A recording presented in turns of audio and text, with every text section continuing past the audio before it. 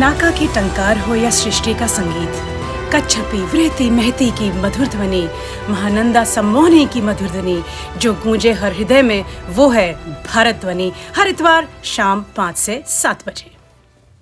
और भारत से जुड़ गए हैं हम लोग के सबके प्रिय शांतनु भैया जी। शांतनु गुप्ता ऑथर हैं और ट्रिलॉजी लिखी है इन्होंने तो योगी आदित्यनाथ जी के बारे में, और उससे अधिक एक चिंतक हैं। और चूंकि वो एक चिंतक है और शोधकर्ता भी हैं, तो उनसे एक प्रश्न पूछती हूँ पहले आरंभ में ही। नमस्ते शांतनु भैया।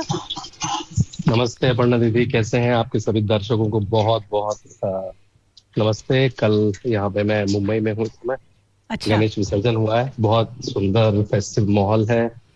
गणेश जी की जो ब्लेसिंग्स है सब जगह फ्लो कर रही हैं, तो यहाँ से गणेश जी की ब्लेसिंग्स आपके सारे दर्शकों के लिए मुंबई से। जी बहुत बहुत आपका बहुत आभार भैया। और आप कार्यक्रम से जुड़े, आप बहुत व्यस्त रहते हैं और आपने हम लोगों के लिए एक बार फिर समय निकाला, उसके लिए हृदय से आपका आभार व्यक्त करती हूँ। आपकी रिक्वेस्ट मनाने कर सकता कोई जी। शांतनु भैया, जो आपको पहला जो प्रश्न आज आपसे पूछना चाहती हूँ वो ये कि ये जो हमारे राष्ट्रीय चिन्ह का उसको छिन्न भिन्न करने की ये हिम्मत ये लाते कहाँ से हैं, और इसको ये फिर जस्टिफाई कैसे कर पाते हैं? और उनको ये जो लोग हैं, ये कौन से लोग हैं, ये सूडो सेक्युलर है, ये कौन लोग हैं जो इनको जस्टिफाई करने देते हैं भैया? Who are these people? देखिए, इसको अगर मैं थोड़ा, क्योंकि आपकी ग्लोबल ऑडियंस है, उनको समझ में आएगा। पूरी दुनिया में 2 सब्सक्रिप्शंस की फाइट है। मैं सब्सक्रिप्शंस वर्ड यूज करता हूँ। एक क्रिश्चियनिटी और इस्लाम, किसके सब्सक्राइबर ज्यादा जी? और आपस में लड़ाई है उनकी। यूरोप में उनकी लड़ाई है, अमेरिका में उनकी लड़ाई है, हर जगह लड़ाई है। भारत में आके वो लोग साथ में आ जाते हैं, क्योंकि भारत में उनके पास एक तीसरी चीज आती है, हिंदुइज्म, सनातन। उन्हें लगता है ये कहां से आ गए यार, ये तो लड़ाई हमारी है, ये तो इस्लाम का वर्चस्व है या क्रिश्चियनिटी का वर्चस्व है, ये कहां से आ गए, ये क्या राष्ट्रीयता है, ये क्या देश है, ये कहां से मोदी आ गया, ये कहां से योगी आ गया, ये कहां से इतनी डेमोक्रेसी आ गई भारत में, भारत में सब अच्छा कैसे हो रहा है, भारत की तीसरी चौथी इकोनॉमी कैसे बन जा रही है।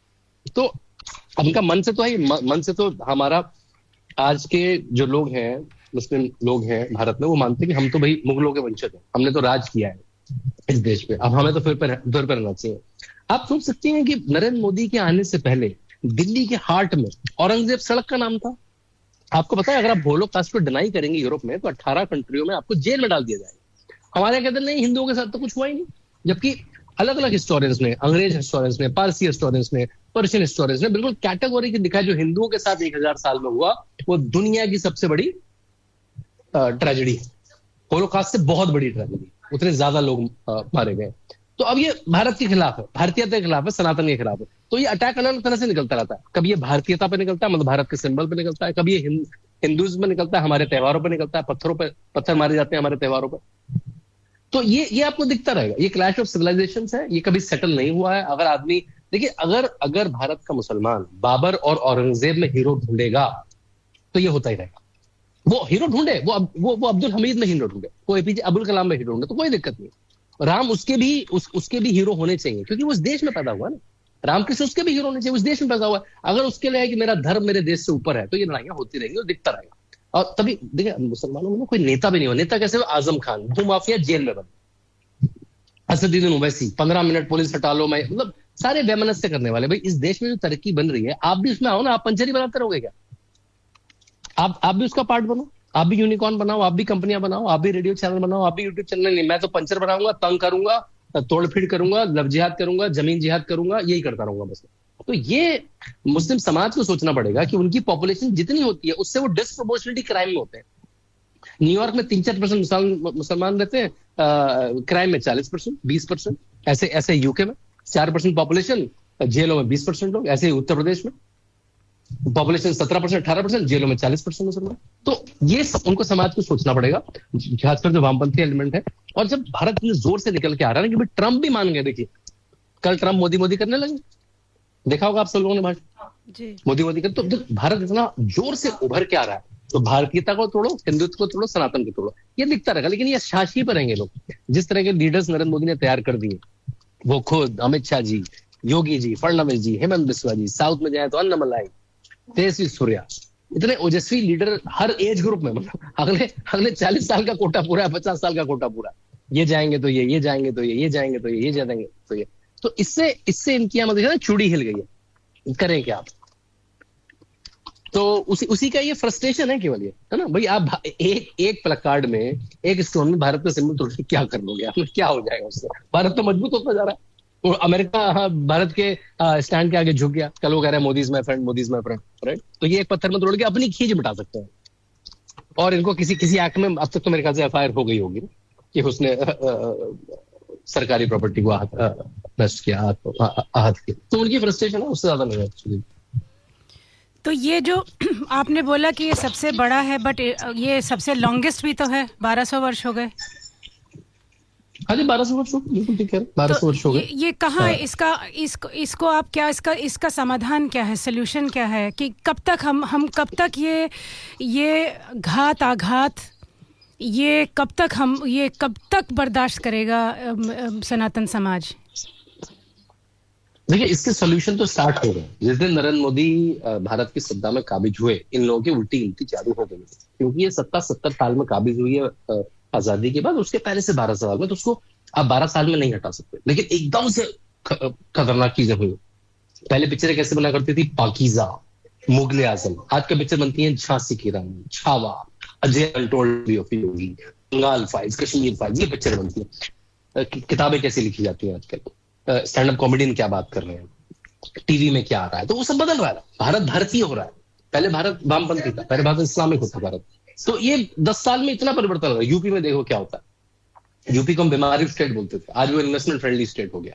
तो ये जो पिछले 8 से 10 साल में, मतलब हम लोग, तो मैं मानता हूँ अपर्णा दीदी, कि हम लोग बहुत लकी हैं कि इस टाइम में, इस एरा में एग्जिस्ट कर रहे हैं, जब भारत का पुनरुत्थान हो रहा है। यूरोप में रेनेसां रहे थे वो लोग, कितने लकी रहे जिन्होंने देखा होगा ये परिवर्तन। हम अपने आंखों से देख रहे हैं परिवर्तन, भारत कैसे बदल रहा है। अब अयोध्या जाते थे, मैं पहले जाता था अयोध्या 2022 के पहले या 17 के पहले, एक टूटा सा छोटा सा शहर। अब वो तिरता की अयोध्या वापस आ गई। अब आप काशी जाए, उसका भव्य मंदिर देखें, अलग अलग कॉरिडोर बन रहे हैं, और टेम्पल इकोनॉमी। बड़े मजे की बात है, मैं यूपी के कुछ ब्रोकर्स के साथ बैठा था, वो यूपी की 1 ट्रिलियन इकोनॉमी की बात करते हैं। डिलाइट, EY, वहां पर कंसल्टेंट कंपनी बैठी थी। वो बता रहे थे कि इतनी इंडस्ट्रीज लगेंगी, टेक्नोलॉजी में इतनी लगेंगी, इंफ्रास्ट्रक्चर में इतनी लगेंगी। एक हेडर था टेम्पल इकोनॉमी। टेम्पल इकोनॉमी ही हमारे कंसल्टेंट्स की लिंगो में आ गया। रिलीजियस इकोनॉमी, अर्थोनॉमिक्स। क्योंकि कुंभ में हमने देखा कि जब 66 करोड़ लोग आए, 66 करोड़ लोग आए, तो उन्होंने कम से कम 3.5 लाख का इकोनॉमी में इजाफा किया। तो वो भारत वापस आ रहा है। तो इसलिए सूचक अच्छा है कि हम लोग को सबको सतर्क रहना है। बस हम लोग को सतर्क रहना है कि क्या चल रहा है आसपास, अवेयर रहना है। आपके जैसे चैनल अवेयरनेस लेती रहेंगे, अपने बच्चों को प्रिपेयर करना है। शत्रु बहुत सबसे इंपॉर्टेंट है दीदी, पता रहना चाहिए आपका शत्रु बहुत है। गंगा जमनी तहजीब का हमें खूब घुट्टी पिलाई गई है, भाईचारे की खूब घुट्टी पिलाई गई है। उसमें भाई वो है, चारा हम। तो वो हमें शत्रुबोध होना है, अपने आप को तैयार रहना है, अपने देश की जानकारी, अपने स्क्रिप्चर्स की जानकारी। बल्कि अगर पेरेंट्स सुन रहे हैं इस सेशन को, यूथ सुन रहे हैं, कि जब तक आपका बच्चा 18 साल का होता है, 18 साल में कॉलेज में जाता है, उसके पहले रामायण, महाभारत, गीता, ये तीनों, इनके श्लोक मत रटवाइए, क्योंकि वो लंबा समय, उतना समय नहीं मिल पाएगा स्कूल के साथ। उनको उसका पूरा सार क्या है, रामायण की कहानी उनको पता होनी चाहिए, महाभारत की कहानी पता होनी चाहिए, गीता की फिलॉसफी पता होनी चाहिए। उसमें जो विवाद होते हैं, जो वामपंथी बोलते हैं, इसमें तो ये है, सीता जी ने को वनवास क्यों दिया, सीता जी की अग्नि परीक्षा क्यों हुई, बाली को छुप के क्यों मारा, उसको सॉलिडली उसके आर्गुमेंट पता होने चाहिए। क्योंकि वो हम हिंदू इसलिए, क्योंकि घर में पैदा, मैं अपनी रीति रिवाज, गणेश महोत्सव क्यों मनाया जाता है, जो अपनी इस तरह की किताबें भी पढ़े शाम को, डिनर टेबल में, ब्रेकफास्ट टेबल में, लंच टेबल में, ये डिस्कशन हो घर में, बहुत एंटरटेनिंग डिस्कशन है। महाभारत देखें बैठ के, उसके प्लेस देखें, उसकी मूवीज देखें, उस पर डिस्कशन करें, गीता की फिलॉसफी बात करें, वही को एग्जाम्पल्स दें। ये बच्चे को तैयार करके बैठे, और इससे वो हिंदुत्व का सेनानी नहीं बनेगा, उसके खुद के लिए बहुत अच्छा होगा। उसका दीदी एक डिसीजन फ्रेमवर्क बन जाएगा कि अगर ये परिस्थिति आएगी तो राम जी क्या करते, हनुमान जी क्या करते, दशरथ क्या करते, युधिष्ठिर क्या करते, कृष्ण क्या करते। तो ये अगर आप तैयार करके भेजेंगे बच्चों को, तो मतलब कुछ सरकारों पर मत छोड़ दीजिए कि नरेंद्र मोदी योगी आदित्यनाथ करेंगे, अमित शाह करेंगे। वो देश को समृद्ध कर रहे हैं। आप अपने परिवारों को, आपके पास क्या यूनिट है, आप कहाँ के मुखिया, आप भी तो PMCM है अपने घरों के, आप उसको सुदृढ़ करिए, अपने मोहल्ले को सुदृढ़ करिए, ऑर्गेनाइजर बनिए। हर आदमी को ऑर्गेनाइजर बनना पड़ेगा, हर आदमी को नेता बनकर बैठ के थोड़ा सा अपर्णा जी का पॉडकास्ट सुन लिया, थोड़ा हा कर लिया, कहा अरे बड़ा बुरा हाल है, इससे नहीं चलेगा। हर आदमी को नेता बनना पड़ेगा, अपने घर का, अपनी कॉलोनी का। बंगाल आइए, भर भर के देखने जाओ, योगी आदित्यनाथ की पिक्चर आ रही है, भर भर के देखने जाओ। उनको जो आदमी मेहनत कर रहा है उसको प्रमोट तो करो, उसकी 200 रुपए की किताब तो खरीद लो और पढ़ो घर में बैठ के ग्रुप बना के। उसकी 200 रुपए की मूवी की टिकट देख के तो आओ, उससे खुद को एजुकेट भी करो, एंटरटेन भी करो और जाए। और अगर जब वो ऐसा व्यक्ति का पैसा वापस आएगा, दूसरी ऐसी पिक्चर बनाए। उन्होंने कश्मीर फाइल्स बनाई, वो बंगाल फाइल्स बनाई, हमने योगी आदित्यनाथ पे बनाया, हम किसी और अच्छे भारतीय नेता पे पिक्चर बनाएंगे, सीखेंगे। मतलब हमारे नायक पिक्चरों में माफिया होते हैं, हमने नायक की स्टोरी चेंज कर दी, हमारे नायक योगी आदित्यनाथ है। और देखिए, भारत को तो प्लास्टिक के हीरो की जरूरत नहीं है, वेस्ट में जरूरत है। स्पाइडरमैन, सुपरमैन, अलाना मैन, फलाना मैन, क्योंकि उनका हीरो नहीं है, नकली हीरो है। पर हमारे तो हनुमान जी से लेकर योगी आदित्यनाथ तक हीरो ही हीरो, उनकी कहानियां सुनाई जाएंगी जब तो। सरकारें काम कर रही हैं, आपकी बात का फिर से उत्तर दूं, सरकारें बहुत अच्छा काम कर रही हैं। हमें अपने परिवारों का पीएमसीएम बनना पड़ेगा और उनको भी उसी धारा प्रवाह में जोड़ना पड़ेगा, ये मैं कहूंगा आपको। और अपने श्रोताओं को बता दूं कि शांतनु भाई से सवाल पूछ रही हूं, तो शांतनु भैया, आप केवल प्रवचन तो नहीं दे रहे हैं, आप स्वयं एक पिता हैं, एक पुत्र हैं, और आप पूरी जिम्मेदारी जो भी बोल रहे हैं आप अपने अनुभवों से आप व्यक्त कर रहे हैं, राइट? जी बिल्कुल ठीक कह रहे हैं। मेरी 6 साल की बेटी है, मेरा 12 साल का बेटा है। वो होम स्कूल नहीं जाते हैं फॉर्मली, वो रामायण पढ़ते हैं, वो गीता पढ़ते हैं, वो श्लोक पढ़ते हैं, वो संस्कृत पढ़ते हैं, वो चिन्मय मिशन जाते हैं, वो भारतीय विधाओं के डांस सीखते हैं। मेरा बच्चा आजकल एनएसजी की ट्रेनिंग कर रहा है, मूवीज में कुछ काम कर रहा है, थिएटर में कुछ काम कर रहा है। तो मैं उनको एक ओवरऑल पर्सपेक्टिव देने की कोशिश कर रहा हूँ। करता है वो एलॉन मस्क का एक बड़ा अच्छा प्लेटफॉर्म है सिंथेसिस, उसमें गेमिंग भी करता है। तो बच्चों को टेक्नोलॉजी, मॉडर्न टेक्नोलॉजी और भारतीय पुरातन, उसके साथ मिला के हम लोग, मैं और मेरी पत्नी श्वेता, उनका लालन पालन करने की कोशिश करें। तो जो मैं कह रहा हूँ बिल्कुल जीता हूँ, अपने खुद के लेवल पे, हमारे परिवार के लेवल पे, और अपने बच्चों का जैसे हम लालन पालन कर रहे हैं, परवरिश कर। जी जी। शांतनु भैया, आपने अभी कहा फिल्में, और आपने फिल्मों की बात करी, तो सबसे पहले तो आपको अपने हृदय तल से आपको बहुत बहुत शुभकामनाएं और बधाइयाँ। और आपकी फिल्म का ट्रेलर हमने अपनी माँ को दिखाया और उन्होंने आपको बहुत बहुत ढेरों आशीर्वाद भेजा है। बहुत बहुत धन्यवाद, बहुत बहुत धन्यवाद। पिछले 2-2.5 साल से मैंने और कुछ बड़ा नहीं करा है, केवल मैं दिल्ली मुंबई सेट की लोकेशन पूरा जीवन लगा दिया। मैंने नहीं, पूरी टीम में, मैंने जो मेरे प्रोड्यूसर है अजय मांगली, उनके साथ जब प्रियंक दुबे, उन सबने मिलकर अपना पूरा जीवन इसमें लगा दिया। और तब बहुत सुंदर पिक्चर निकल के आई है। और 19 सितंबर को, अब से 10 दिन बाद वो पिक्चर थिएटर में होगी, ग्लोबल रिलीज होगी। अब जहां भी बैठे आएंगी, भारत के हर शहर में आएगी, अमेरिका में आएगी, यूके में आएगी, यूएई में आएगी, ऑस्ट्रेलिया में आएगी। तो आप लोग सब देखें योगी आदित्यनाथ का जीवन, संघर्षपूर्ण जीवन जो है, और कैसे उससे वो विजेता बन के निकली, उसकी कहानी है।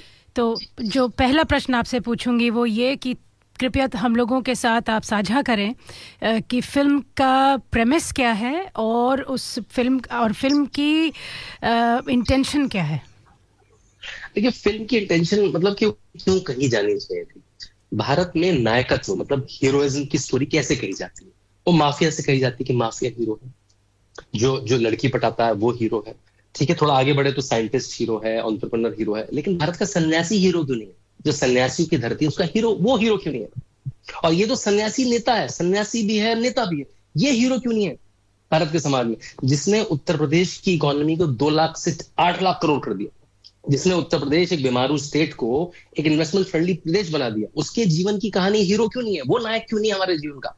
तो मेरे ख्याल से हम कहते हैं ना, we should choose right heroes.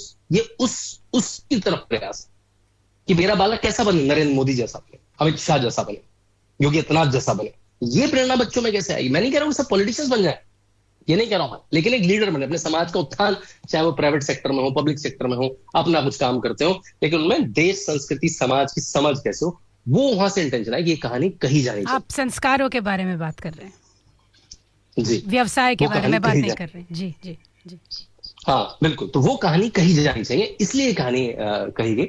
बिल्कुल, कहानी का जो परिदृश्य है वो यही है कि एक छोटा बालक जो पहाड़ों में पैदा होता है, एक छोटे से घर में, फॉरेस्ट रेंजर पिताजी होते हैं, वहां से क्या संघर्ष होते हैं उसके, उन संघर्षों की जो उसका उत्तर होता है। देखिए, अगर आपके जीवन में बहुत संघर्ष हो अपर्णा जी, तो उसके क्या क्या 3-4 आउटकम हो सकते हैं। पहला, आप डिप्रेस हो जाए, बड़ा नेचुरल आउटकम है। दूसरा, आप दारू शराब पीने लगे, ड्रग्स लेने लगे। तीसरा आउटकम है, आप चोर उचक्के टेररिस्ट बन जाए उस फ्रस्ट्रेशन से, उस डिप्रेशन से। ये 4-5 आउटकम होते हैं नॉर्मली। हम लोग कैसे डिप्रेशन डील करता है नॉर्मल आदमी? इस व्यक्ति ने डिप्रेशन कैसे डील करा? इसके साथ जो इनजस्टिस हुआ, इसने कहा कि मुझे कुछ और बड़ा काम करना है, मैं अपनी ताकत इतनी बढ़ा लूंगा कि लोग ऐसा इनजस्टिस ना कर पाए। तो उन्होंने संन्यास लिया और वहां से नेता हुए, लीडर बन गए, एक सोशल चेंज लाने के लिए, सामाजिक उत्थान लाने के लिए। तो ये कहानी की जब आपके पास डिप्रेशन आए, आपके पास समस्याएं आए, तो समस्याओं को ओवरकम करके आप इतने बड़े बन जाइए कि आप अपनी समस्या नहीं सॉल्व करती, आप लाखों करोड़ों लोगों की समस्याएं सॉल्व करने लगे। इसकी कहानी है। तो हर हर हर बच्चे को जरूर लेके जाएं अपने साथ जब भी जाए, उनको आनंद आएगा कि एक बच्चा, क्योंकि हमने छोटे बच्चे से शुरू करिए, वहां से लेकर उसकी क्या पूरे पूरे पूरे पूरे सीएम बनने तक की कहानी। जी। और शांतनु भैया, आपको इस फिल्म में आप, अगर आपसे कंसल्ट किया गया है समय समय पर, तो कभी आपकी इच्छा हुई कि ये सीन को कम्प्लीटली बदल करके इसको कुछ और रूप में दिखाएं? ऐसा कभी लगा आपको कि आपको वो संपूर्ण लगी जिस तरह से फिल्म की स्क्रिप्ट बनकर आई और स्क्रीन प्ले? जी बिल्कुल बिल्कुल बिल्कुल।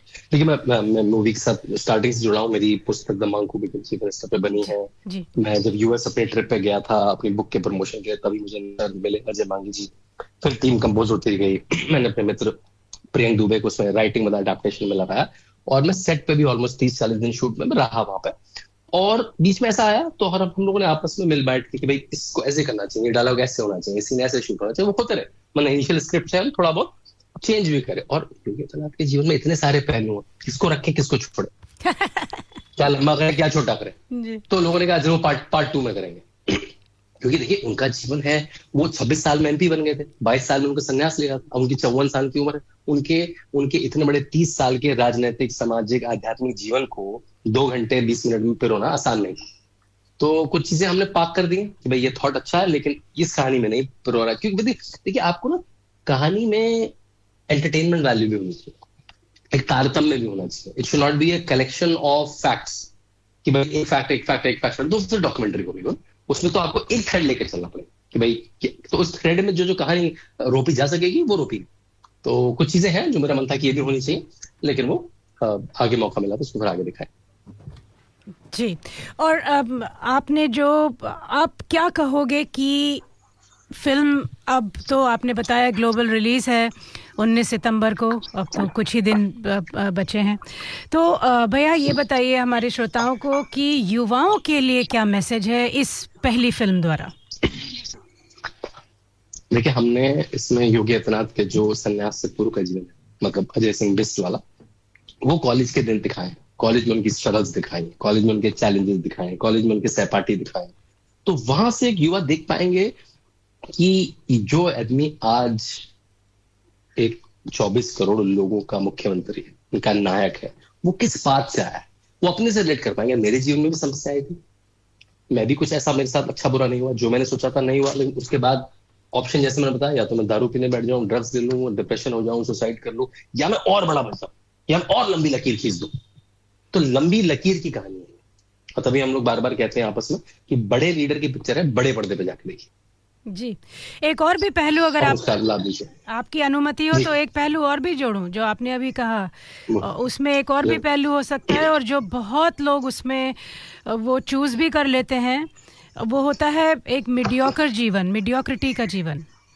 मीडियोक्रिटी का जीवन, हाँ, तो इस चल रहा है, बस करी इंजीनियरिंग, करा मेडिकल, लग गए नौकरी में, चलते रहे, बड़ा सोचा ही नहीं, बड़ा देखा नहीं, बड़ा लक्ष्य नहीं बनाया, जी, चलते गए, जो आता गया चलते गए, और जो जैसा जीवन ने दिखाया नहीं। लेकिन दूसरा है जिन्होंने अपने पथ निर्माण करे, और खुद की नौकरी ली, 100 लोगों को नौकरी दिखाई।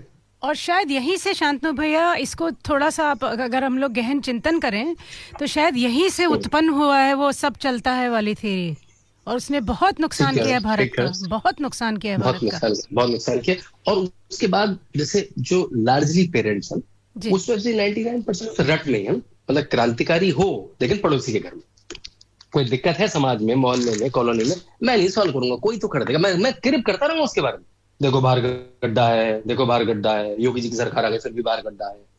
भाई बताओ ना जाके एमएलए को, एमपी को, अधिकारी को जाके, उसके पास तो रडार नहीं लगा ना, एक गड्ढे को देख रहा है वो, आपको बताओ जाके, आप अपनी मोहल्ले, अपनी गली का तो जिम्मा आप लो। तो ये जो है, ये तो चलता है, ठीक है, या ये तो सब करप्ट है, ये जो मानसिकता गुजरी, मैं एक्शन नहीं लूंगा, मैं तो अपने घर में।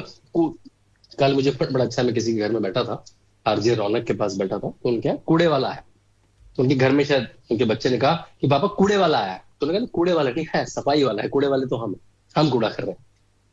तो आपको कूड़े वाला बनना है कि सफाई वाला बनना है? जी। आप समस्या सॉल्व कर ली, समस्या बताना तो बहुत आसान है। It doesn't need a brilliant mind to state out a problem, it need a brilliant mind to state out a solution oriented बनिए। बाहर अगर दिक्कत है तो आप क्या कर सकते हैं? और यार नरेंद्र मोदी 10 साल से, ये तो हुआ नहीं भाई। नरेंद्र मोदी तो बहुत सारे काम कर जिसने भारत बदल दिया, आप क्या कर रहे हैं उसमें? योगी आदित्यनाथ ने तो बहुत कुछ कर दिया, आप क्या कर रहे हैं? तो हमें अपने आप को सॉर्ट करना कि मेरा इस देश के विकास में रेनेसां में क्या कंट्रीब्यूशन है, वो काउंट एक आपका होना चाहिए, उसका काउंट लग जाता है बल्कि ये आपका क्या भारत कंट्रीब्यूशन है। तो जैसे आप अपन जी चैनल चला रही, सबको अवेयर कर रही, बहुत अच्छा। आप संडे लगी रहती है, गेस्ट कौन आएगा, 12:30 बजे वाला शो क्या होगा, 1:30 बजे वाला शो होगा, पूरा हफ्ता आपका उसमें जाता है, अगला कैसे प्रमोट होगा, लोग ज्यादा से जानकारी देंगे, पूरा जीवन आपको जुटा है। हर आदमी कोई काम करे, कुछ काम को फैलाए, कोई काम में धन दे, कोई काम में रिसोर्स दे, कोई काम में लोग दे, कोई वॉलंटियर दे, सबको जुड़ना पड़ेगा इस पजल। ये नरेंद्र मोदी का अकेले का भारत नहीं, आप हम सबका भारत।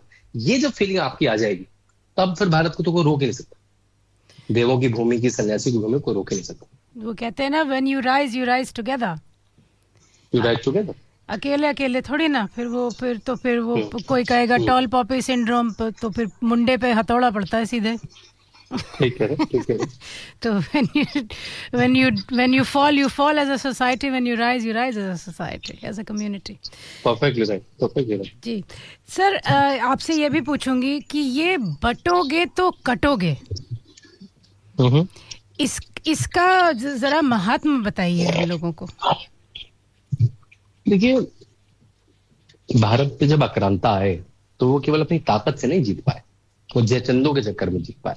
क्योंकि भारत सामरिक रूप से इतना सशक्त था, सांस्कृतिक रूप से इतना सशक्त था कि उसमें कोई भेद ही ढूंढना था, कौन इसका भेद बताए। और वो तो टुन्नू मुन्नू से आए थे, ये तो था नहीं कि वो अपनी को 20 लाख की आर्मी लेकर आए थे। कोई 5,000 लोगों से आया, कोई 10,000 लोगों से आया, कोई 2,000 लोगों से आया, तो उन्होंने यहाँ पे आके, लेकिन हम लोगों को ना शत्रुबोध नहीं था, हम लोग सब ठीक ही है। तो कौन सा अब है? तो कौन सा है, ठीक है, इनको भी बिठा लो। हम लोग थे कि भाई विकास कैसे हो, अच्छा खाना और कैसे बनाए, अच्छी इमारतें और कैसे बनाए, अच्छे भवन और कैसे बनाए, अच्छे नृत्य और कैसे बनाए। हम तो सामाजिक उत्थान में लगे थे, अपना स्पिरिचुअल ग्रोथ कैसे करें, अपना संस्कृत में, व्याकरण में, गानों में, संगीत में, नृत्य में वो विकास कैसे करें। अब ये लोग आगे मारने कूटने वाले, गाय खाने वाले, बकरा खाने वाले, मांस खाने वाले, तो कुछ भी खा जाए, तो मतलब एक तरह से पशु थे, बस मनुष्य का फॉर्म था पशु रूपी लोग। मार काटो, इसकी औरत को उठाओ, इसके मंदिर तोड़ो, इसके घर पे कब्जा कर लो, ये था बिल्कुल निचली प्रवृत्ति, इसको कहते हैं बेसल टेंडेंसीज के लोग थे। इसके सामने हम लोग समझ नहीं पाए, हम लोग यार हम तो वो व्याकरण नृत्य उसके लोग थे। तो जब तक हम समझते तब तक इन्होंने कब्जा कर लिया, उसमें हमारे 2-3 जयचंद मिल गए। राजा मुझे बनना था, तुम क्यों बन गए? अच्छा चलो मैं शत्रु का साथ दूंगा, मुझे पता है मैं काबिल नहीं हूं, लेकिन मेरा मन है, तुम क्यों राजा बन गए, मैं उसका साथ दूंगा, मेरे साथ आपने बुरा कहा, मैं उसका साथ दूंगा। तो ऐसे जो बहुत सारे जयचंद, हम बढ़ते गए किसी न किसी बात से। फिर अंग्रेज आए, उन्होंने हमारी जो कास्ट की संरचना थी, जो बड़े सुंदर तरह से करी गई थी, कि भाई ब्राह्मण केवल ब्राह्मण का काम करेगा, क्षत्रिय रक्षा का काम करेगा, जो बनिया है वो समाज में धन पैदा करने का काम करेगा, जो शूद्र है वो समाज में जितने भी स्किल्ड काम वो काम करेगा। ऐसे सबके काम बटे हुए थे, जिससे कोई इसके हस्तक्षेप न करे। जैसे ब्राह्मण का काम हो केवल वो पूजा पाठ कर, उसका दिमाग ना हो कि अरे उसे ही बाउंड्री की रक्षा भी करनी है, उसे भी धन भी उत्पन्न करना है, उसे भी स्किल का काम करना है। तो स्किल डिवीजन था, उसको बाद में अंग्रेजों ने आके डिस्टॉर्ट कर दिया कि भाई वो उसी परंपरा में वैसा ही पैदा होगा, ब्राह्मण का बेटा ब्राह्मण ही होगा, और उसमें डिस्क्रिमिनेशन का एंगल ऐड कर दिया। और फिर हम बंटने लगे, फिर हम आपने हिंदू कहना बंद कर दिया, हमने आप लोगों को बनिया कहना शुरू कर दिया, अपने आपको ब्राह्मण कहना शुरू कर दिया, अपने आपको ओबीसी कहना शुरू कर दिया, अपने को यादव, जाट, पासी कहना शुरू कर दिया। और ये इसमें मजा आ गया उनको। पहले अंग्रेजों को मजा आता था उसमें, अब कांग्रेस और एसपी समाजवादी पार्टी टीएमसी को मजा आता है उसमें, क्योंकि जहां हिंदू यूनाइट हुआ वहां तो फिर आप 80% हिंदुओं को कैसे रोक पाएंगे। उनका देखिए जो कांग्रेस का फॉर्मूला था, वो फॉर्मूला ये था प्रणाली कि हिंदुओं को बांटो और मुसलमानों को एक रखो। मुसलमानों में मत बोलो कभी कि भाई तुम भी तो शिया सुन्नी हो, तुम भी तो पसंदा हो, तुम भी तो अशराफ अफगान हो। ना, तुम एक हो, तुम्हारी लड़ाइयां होती हैं, हमें पता है तुम्हारी बहुत लड़ाइयां होती हैं, तुम्हारी मस्जिदें भी अलग हैं, तुम जाते नहीं हो अलग अलग में, इसमें नहीं जाते हो, इसकी शादी उसके यहाँ नहीं होती है, सब पता है हमें, लेकिन वो हम बात ही नहीं करेंगे, उस पर मूवी नहीं बनाएंगे, उस पर चर्चा नहीं करेंगे, उसकी कास्ट सिस्टम की बात नहीं करेंगे, क्योंकि तुम तो हमारा वोट बैंक हो। लेकिन हिंदुओं को हिंदू नहीं बोलेंगे कभी, चाहे वो आपने कभी इलेक्शन रिजल्ट देखे, ब्राह्मणों का इतना वोट इसको मिला, बनियों का इतना वोट इसको मिला, यादवों का इतना वोट इसको मिला, वही टीवी से शुरू हो जाती है। तो इनको बांटो, मुसलमानों को जोड़ कर रखो, एक दूसरे का डर दिखाओ, वोट लो, सरकार बनाओ। मोदी ने आके पूरी इक्वेशन खराब कर दी। मोदी ने हिंदुओं को धर्म के नाम पे, संस्कृति के नाम पे जोड़ा और डेवलपमेंट के नाम पे जोड़ा, क्योंकि अब आदमी को बरगला नहीं सकता कोई। भाई भाई एक आदमी है, उसको सुबह उठे तो टॉयलेट मिल रहा है, पानी मिल रहा है, गैस मिल रही है, घर मिल रहा है, बाहर जा रहे तो सुरक्षा मिल रही है, तरह तरह के डीबीटी मिल रहे हैं, सारी स्कीम्स अच्छी हैं, बिजली आ रही है। वो कहता है ठीक है यार, मुझे किसी धर्म के ठेकेदार की जरूरत नहीं है, मुझे किसी जाति के ठेकेदार की जरूरत नहीं है अपना काम कराने के लिए। मेरे तो काम, सरकार को, अच्छी सरकार को वोट दूं, मेरा काम होने लगेगा, मैं अपने बच्चों को पढ़ाऊंगी, अच्छा खाना दूंगा। तो ये जो पूरी इक्वेशन खराब कर दी ना इनकी, तो ये फिर जाति के एंगल पे आ गए। इनको लगा कि यार मोदी को डेवलपमेंट में तो नहीं हरा सकते, हमारे पास तो कुछ करने को नहीं है, हमारे पास जो स्टेट्स हमने कुछ नहीं करा, उसमें केवल चोरी चकारी भ्रष्टाचार किया। तो अब इसको बांटो, जाति पूछो, जो भी हल्की सी फॉल्ट लाइन है उसको बड़ा करो। तो उसी के खिलाफ जो नरेंद्र मोदी, योगी आदित्यनाथ ने कहा कि एक है तो नेक है, एक है तो सेफ है, साथ रहेंगे। और जो संगठन में शक्ति है, इसमें कोई बहुत ही रॉकेट साइंस तो है, साथ में रहेंगे। आप आपस में 4 लोग हैं घर में, आपस में लड़ते रहेंगे तो आप कुछ अपना विकास नहीं कर पाएंगे। तो एक यूनिट की तरह रहे, और बट अपनी आइडेंटिटी को, हिंदू आइडेंटिटी आपकी केवल हिंदू आइडेंटिटी, जाति की आइडेंटिटी को गौड़ कर दी, अपनी वोटिंग प्रेफरेंस में भी, अपनी सामाजिक प्रेफरेंस में भी। तो वही वो बहुत इंपॉर्टेंट बात है जो योगी आदित्यनाथ ने कह दिया, वो देहवाक्य बन गया पूरे भारत का, पूरे सनातन। जी, और आप आने वाला जो 19 सितंबर के उपरांत का समय है जब फिल्म आपकी रिलीज हो जाएगी, तो उसके पहले अगर एक कदम पीछे चलते हैं, एक पद पीछे हैं, तो ये क्या अब क्या यही विधान रहेगा, क्या यही है कि अगर फिल्म बनेगी तो वो पहले किसी कोर्ट में धक्के खाएगी, 100 से अधिक सीन कटवाएगी, और फिल्म में जब जान विहीन हो जाए और प्राण विहीन हो जाए तो फिर उसको कहा जाएगा हाँ अब रिलीज कर दो, अब ठीक है। तो देखिए, हमारी फिल्म तो प्राणवीन नहीं हो पाई क्योंकि सेंसर बोर्ड ने उसमें 29 कट लगवाए। पहली ऐसी पिक्चर होगी जो बिना देखे रिजेक्ट कर दी गई।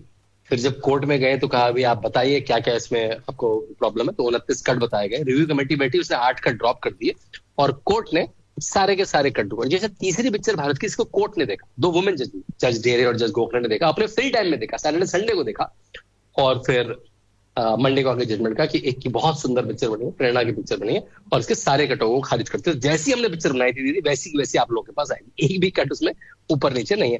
लेकिन हाँ, ये भी अच्छे है, देखिए नरेंद्र मोदी ने एक डेमोक्रेटिक भारत बना दिया। तो आप कहेंगे ये तो प्रो राइट पिक्चर है, इसमें क्यों दिक्कत हुई? वो तो कंगना रनावत की पिक्चर में दिक्कत हुई, वो तो केरला से अकेले सांसद है जो भाजपा के, सुरेश गोपी, उनकी पिक्चर में दिक्कत हुई, B I Janaki versus state of Kerala picture का नाम।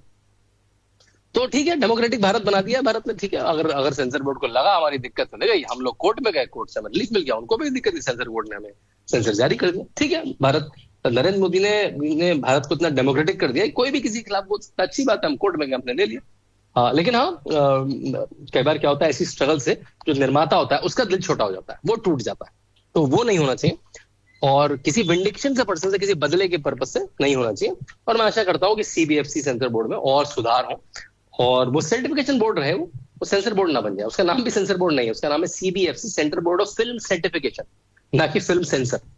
तो मेरे ख्याल से सुधार की जरूरत है, उनके नेतृत्व में भी बदलाव की जरूरत है, और जिससे जो और मूवी मेकर्स हैं, आपको नहीं पिक्चर पसंद तो मत देखने जाइए, आपको नहीं पिक्चर पसंद दूसरी पिक्चर बना दीजिए उसके काट की। लेकिन हाँ, सेंसर बोर्ड ग्रैंड डैडी बनने की कोशिश ना करे, कि उसका मैंडेट है कॉन्स्टिट्यूशन से, वही वो पूरा करे, वो उस मैंडेट के ऊपर ना जाए, तो मेरे ख्याल से अच्छा रहेगा। यही कोर्ट ने हमारे केस में भी और बहुत सारे केसेस में कहा। अब देखिए, इतना सारा धन कोर्ट में हमारा खर्च हो गया, कोर्ट की 8 हियरिंग गई, हमारी पिक्चर वैसी की वैसी रिलीज होगी, तो सेंसर बोर्ड ने साफ पता लगा केवल तंग करने की कोशिश करी थी, और अब पिक्चर आ रही, आप लोग देखेंगे, उसको सफल बनाएंगे, तो वो सबसे बड़ी सफलता होगी, वो सबसे बड़ी जीत होगी हमारी। अभी तो छोटी जीत है ये सेंसर बोर्ड। आप लोगों को पसंद आई पिक्चर, सारे दर्शकों को योगी आदित्यनाथ का जीवन आपके दिल से जुड़ पाया, तो वो सबसे बड़ी सफलता हुई, उसका इंतजार है हमें 19 सितंबर को।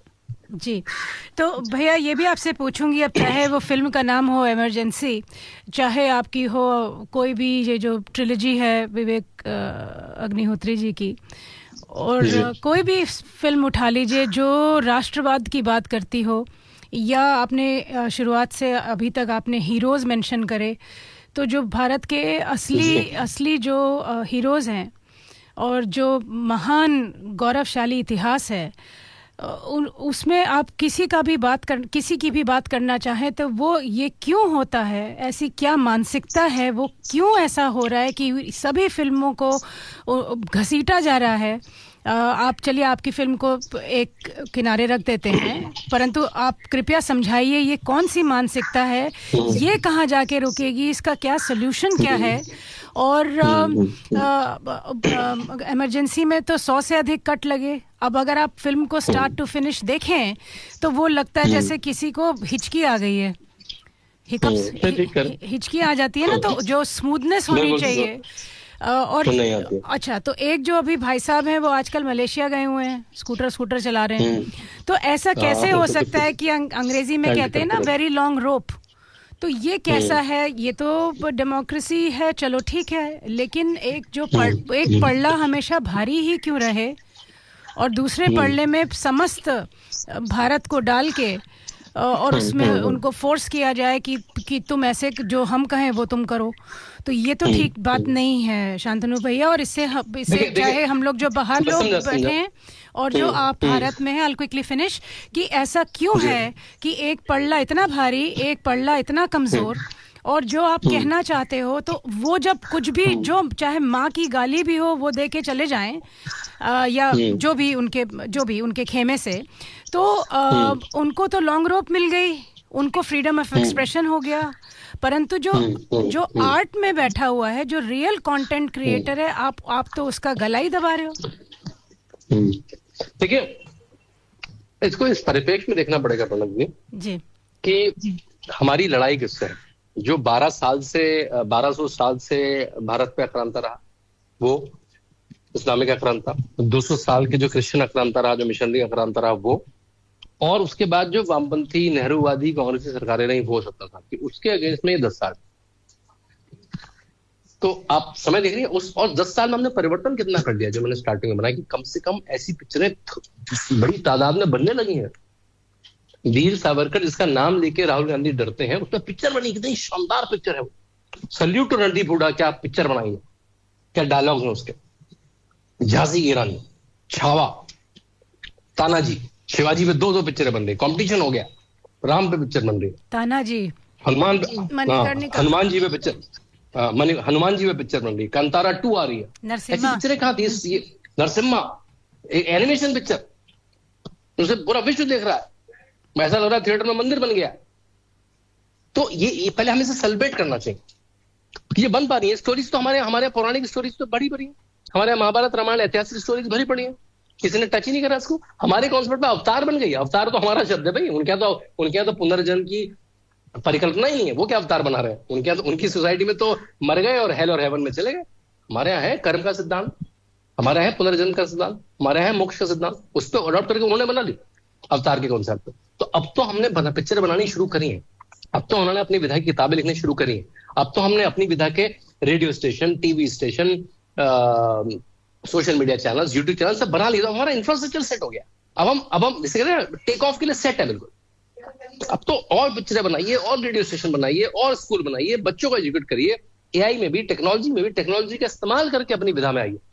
संस्कृत पढ़िए, वैदिक मैथमेटिक्स पढ़िए, तो बहुत अच्छा समय है मेरे ख्याल से। मतलब मैं बार बार कहता हूँ, इस समय जो भारत अपने चरम पे है, भारत और केवल भारत नहीं, त्रेता का भारत, द्वापर का भारत, वो चरम पे, रामकृष्ण का भारत चरम पे, उसमें आहुति देने का समय है। इसमें दिक्कतें आएंगी, जैसे कश्मीर फाइल्स का डायलॉग था कि भाई सरकार आपके, सिस्टम तुम्हारा है। आपने जेएनयू का वीसी चेंज कर, अंदर के प्रोफेसर तो वही है ना, उनको निकाल तो नहीं दोगे, उनका तो फुल टेन्योर प्रोफेसरशिप है।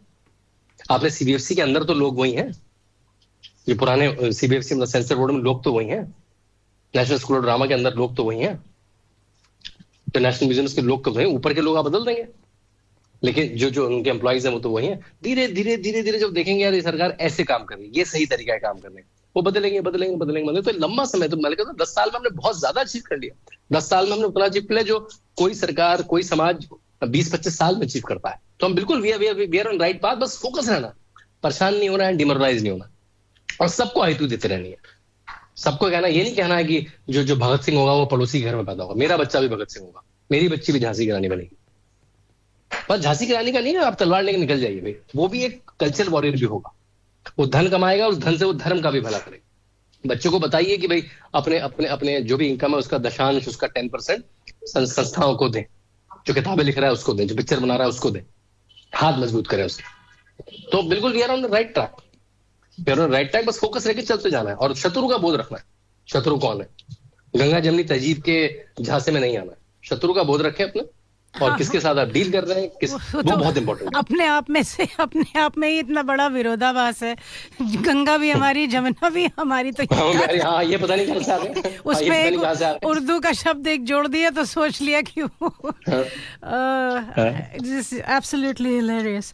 अच्छा भैया, ये आपसे ये भी समझना चाहूंगी कि जब हम लोग देखते हैं कोई भी नॉर्मल कुछ भी, जैसे कोई आपदा हो गई या कोई झगड़ा हो गया या कोई दंगे जैसी सिचुएशन हो गई, तो कुछ ऐसी तस्वीरें आती हैं और जो सड़कें दिखती हैं, जो लोगों का रहन सहन दिखता है, और स्पेशली अगर बंगाल की बात करूं तो अकस्मात आंखों में आंसू आ जाते हैं।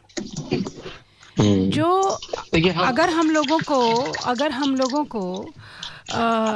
1947 में अगर हम लोगों को कोई आज़ादी तो मिली नहीं सर, देश का विभाजन हुआ, ये कहना चाहिए। तो अगर 1947 में अगर हमारी बेड़ियां खोली गई थी, मान लीजिए, वैसे तो जकड़ दी गई, तो ऐसा कैसे है कि जो मेजॉरिटी कम्युनिटी थी वो उसको क्या उबरना नहीं चाहिए था? क्या संपूर्ण समस्त जितने भी पॉलिटिशियंस हैं या जो भी हैं नेता थे जिनको सो कॉल्ड डेमोक्रेसी उनको सौंपी गई, तो क्या उनका ये दायित्व नहीं था कि पूरे समाज को वो ऊपर लेकर आते? अब तो ये पता लग रहा है, और नित बता रहे हैं आपको शांतनु भैया, नित ऐसे कुकर्म निकल कर आ रहे हैं, ऐसे सनातन विरोधी इन लोगों की सोच है और सामने आज भी दिख रही है। तो वो जो अकस्मात आंसू आ जाते हैं, इसका आप क्या सोचते हैं? ये इसका क्या सल्यूशन है कि आज भी जो हिंदुओं के साथ हो रहा है और जो वो उबर नहीं पाए हैं, और जो जिस उनको उसमें बेड़ियों में जकड़ के रखा गया है, क्या वो एक बहुत बड़ा कंट्रीब्यूटर नहीं है धर्मांतरण में? नहीं, बिल्कुल ठीक कह रहे हैं आप कि जहाँ पे भी सरकारें सनातन के अनुकूल नहीं है, भारत के अनुकूल नहीं है, हाँ आपको त्योहार बनाने में दिक्कत आती है। बंगाल में आप अगर दुर्गा पूजा बनाते हैं, आप हनुमान की शोभा यात्रा निकालते हैं, आप माता की, राम जी की शोभा यात्रा निकालते हैं, आपको कोर्ट के पास जाके परमिशन लेनी पड़ती है। केरला, तमिलनाडु में जहाँ पे अल्पसंख्यक समाज की पॉपुलेशन बहुसंख्यक हो गई है, वहां पे आप अपने फेस्टिवल्स नहीं मना सकते, आपको दूसरे गाँव जाना पड़ता है। तो लोगों के पास क्या है, अगर उनको इसको वापस लाना है तो उनको सही सरकारों को लाना पड़ेगा। तमिलनाडु में लाना पड़ेगा, केरला में लाना पड़ेगा, बंगाल में लाना पड़ेगा, और जगह लाना पड़ेगा। लोगों ने बदला ना, नरेंद्र मोदी अपने आप नहीं प्राइम मिनिस्टर बनेंगे, अपने आप नहीं प्रधानमंत्री बनेंगे, उनको लोगों ने चुना, लोगों ने ताकत दिखाई कि हम बदलाव लाएंगे। तो बदलाव तमिलनाडु को लोगों को भी लाना पड़ेगा, जो हुआ भी है। वोट परसेंटेज बढ़ गया है बीजेपी का, जो बंगाल में बढ़ा है, लेकिन सतत प्रक्रिया है, आएगी। लेकिन हाँ, आपने ठीक कहा कि वो जो पुरानी मानसिकता है उसके अवशेष बचे हैं, लेकिन बहुत लंबी प्रकृति, 1200 साल का एक करार, 200 साल का एक करार, उसके बाद एक 10 साल में भारत गति से परिवर्तित हुआ। तो अब चेतना आ चुकी है, अलग जग चुकी है, वो सही जगह जाएगी जी। और लाइटर नोट तो नहीं है, ये भी एक बहुत बड़ा कंसर्न आपके साथ शेयर कर रही हूँ। ये हमेशा इनको पत्थर कहाँ से मिल जाते? क्या आपके पास तो आप इतना आना जाना है आपका, योगी जी के पास भी, तो आप प्लीज कृपया ये हम लोगों की ओर से एक रिक्वेस्ट भेज दीजिए कि ये पत्थरों को जहाँ होना चाहिए वहाँ भिजवाए जाएं, ये लोगों की रीच से दूर किए जाएं। नहीं, वो तो आजकल योगी जी के राज में पत्थर जहाँ होने वहीं चले गए, माफिया भी जहाँ होने थे वहां चले गए, है ना? तो लेकिन बिल्कुल ठीक कहा, कोई हिंदू त्योहार होता है तो मस्जिद की छतों पे, जो मुस्लिम कॉलोनी की छतों पे पत्थर क्यों होते हैं? उसका बहुत सुंदर जुगाड़ कर दिया है। एक नए लड़कों की टीम कॉन्स्टिट्यूट करी है योगी जी ने, जो एक्सपर्ट है ड्रोन्स में। वो 3 दिन पहले से छतों की स्कैनिंग करनी शुरू कर दी है ड्रोन से, और उसमें अलग अलग तरह के पत्थर जो हो सकते हैं उसको आइडेंटिफिकेशन करती है, पैटर्न्स बनाती है, और उनको पता लग जाता है कि कहाँ पे पत्थर है, उसको हटा दिया जाता है। सड़कों में नमाज पढ़ने में उन्होंने जो मैट बिछाने का एक्शन है उसका पैटर्न बना रखा है। आप जैसे ही मैट बिछाएंगे पता लग जाएगा आप सड़कों में नमाज पढ़ने जा रहे हैं लंबी संख्या, और कुछ गड़बड़ करने जा रहे हैं। तो अब आज का उत्तर प्रदेश बदल गया। आज के उत्तर प्रदेश में जब तक पत्थर आते हैं तब तक उसके पहले पता लग जाता है, और अब तो और यूनिट्स बढ़ती जा रही हैं, टेक्नोलॉजी बढ़ती जा रही है, तो टेक्नोलॉजी का बहुत सुंदर इस्तेमाल हो रहा है। उत्तर प्रदेश में। जी, वो तो कुंभ के और मेले में उससे आपने बताया ही था जी। हमने हमने हमने बिल्कुल कुंभ के मेले में देखा ही था। तो उत्तर प्रदेश में तो वो पत्थरबाज अब बिल्कुल अपने घर में दुबक के बैठे हैं। उन्हें कोर्ट से भी राहत नहीं मिल रही है और समाज से भी राहत नहीं मिल रही है उनको। तो ऐसा ही और प्रदेशों में भी जल्दी जल्दी होने लगेगा। तो ये जो है ना, सेंसिटिव एरिया से शोभा यात्रा नहीं है। सेंसिटिव एरिया क्या होता है भाई?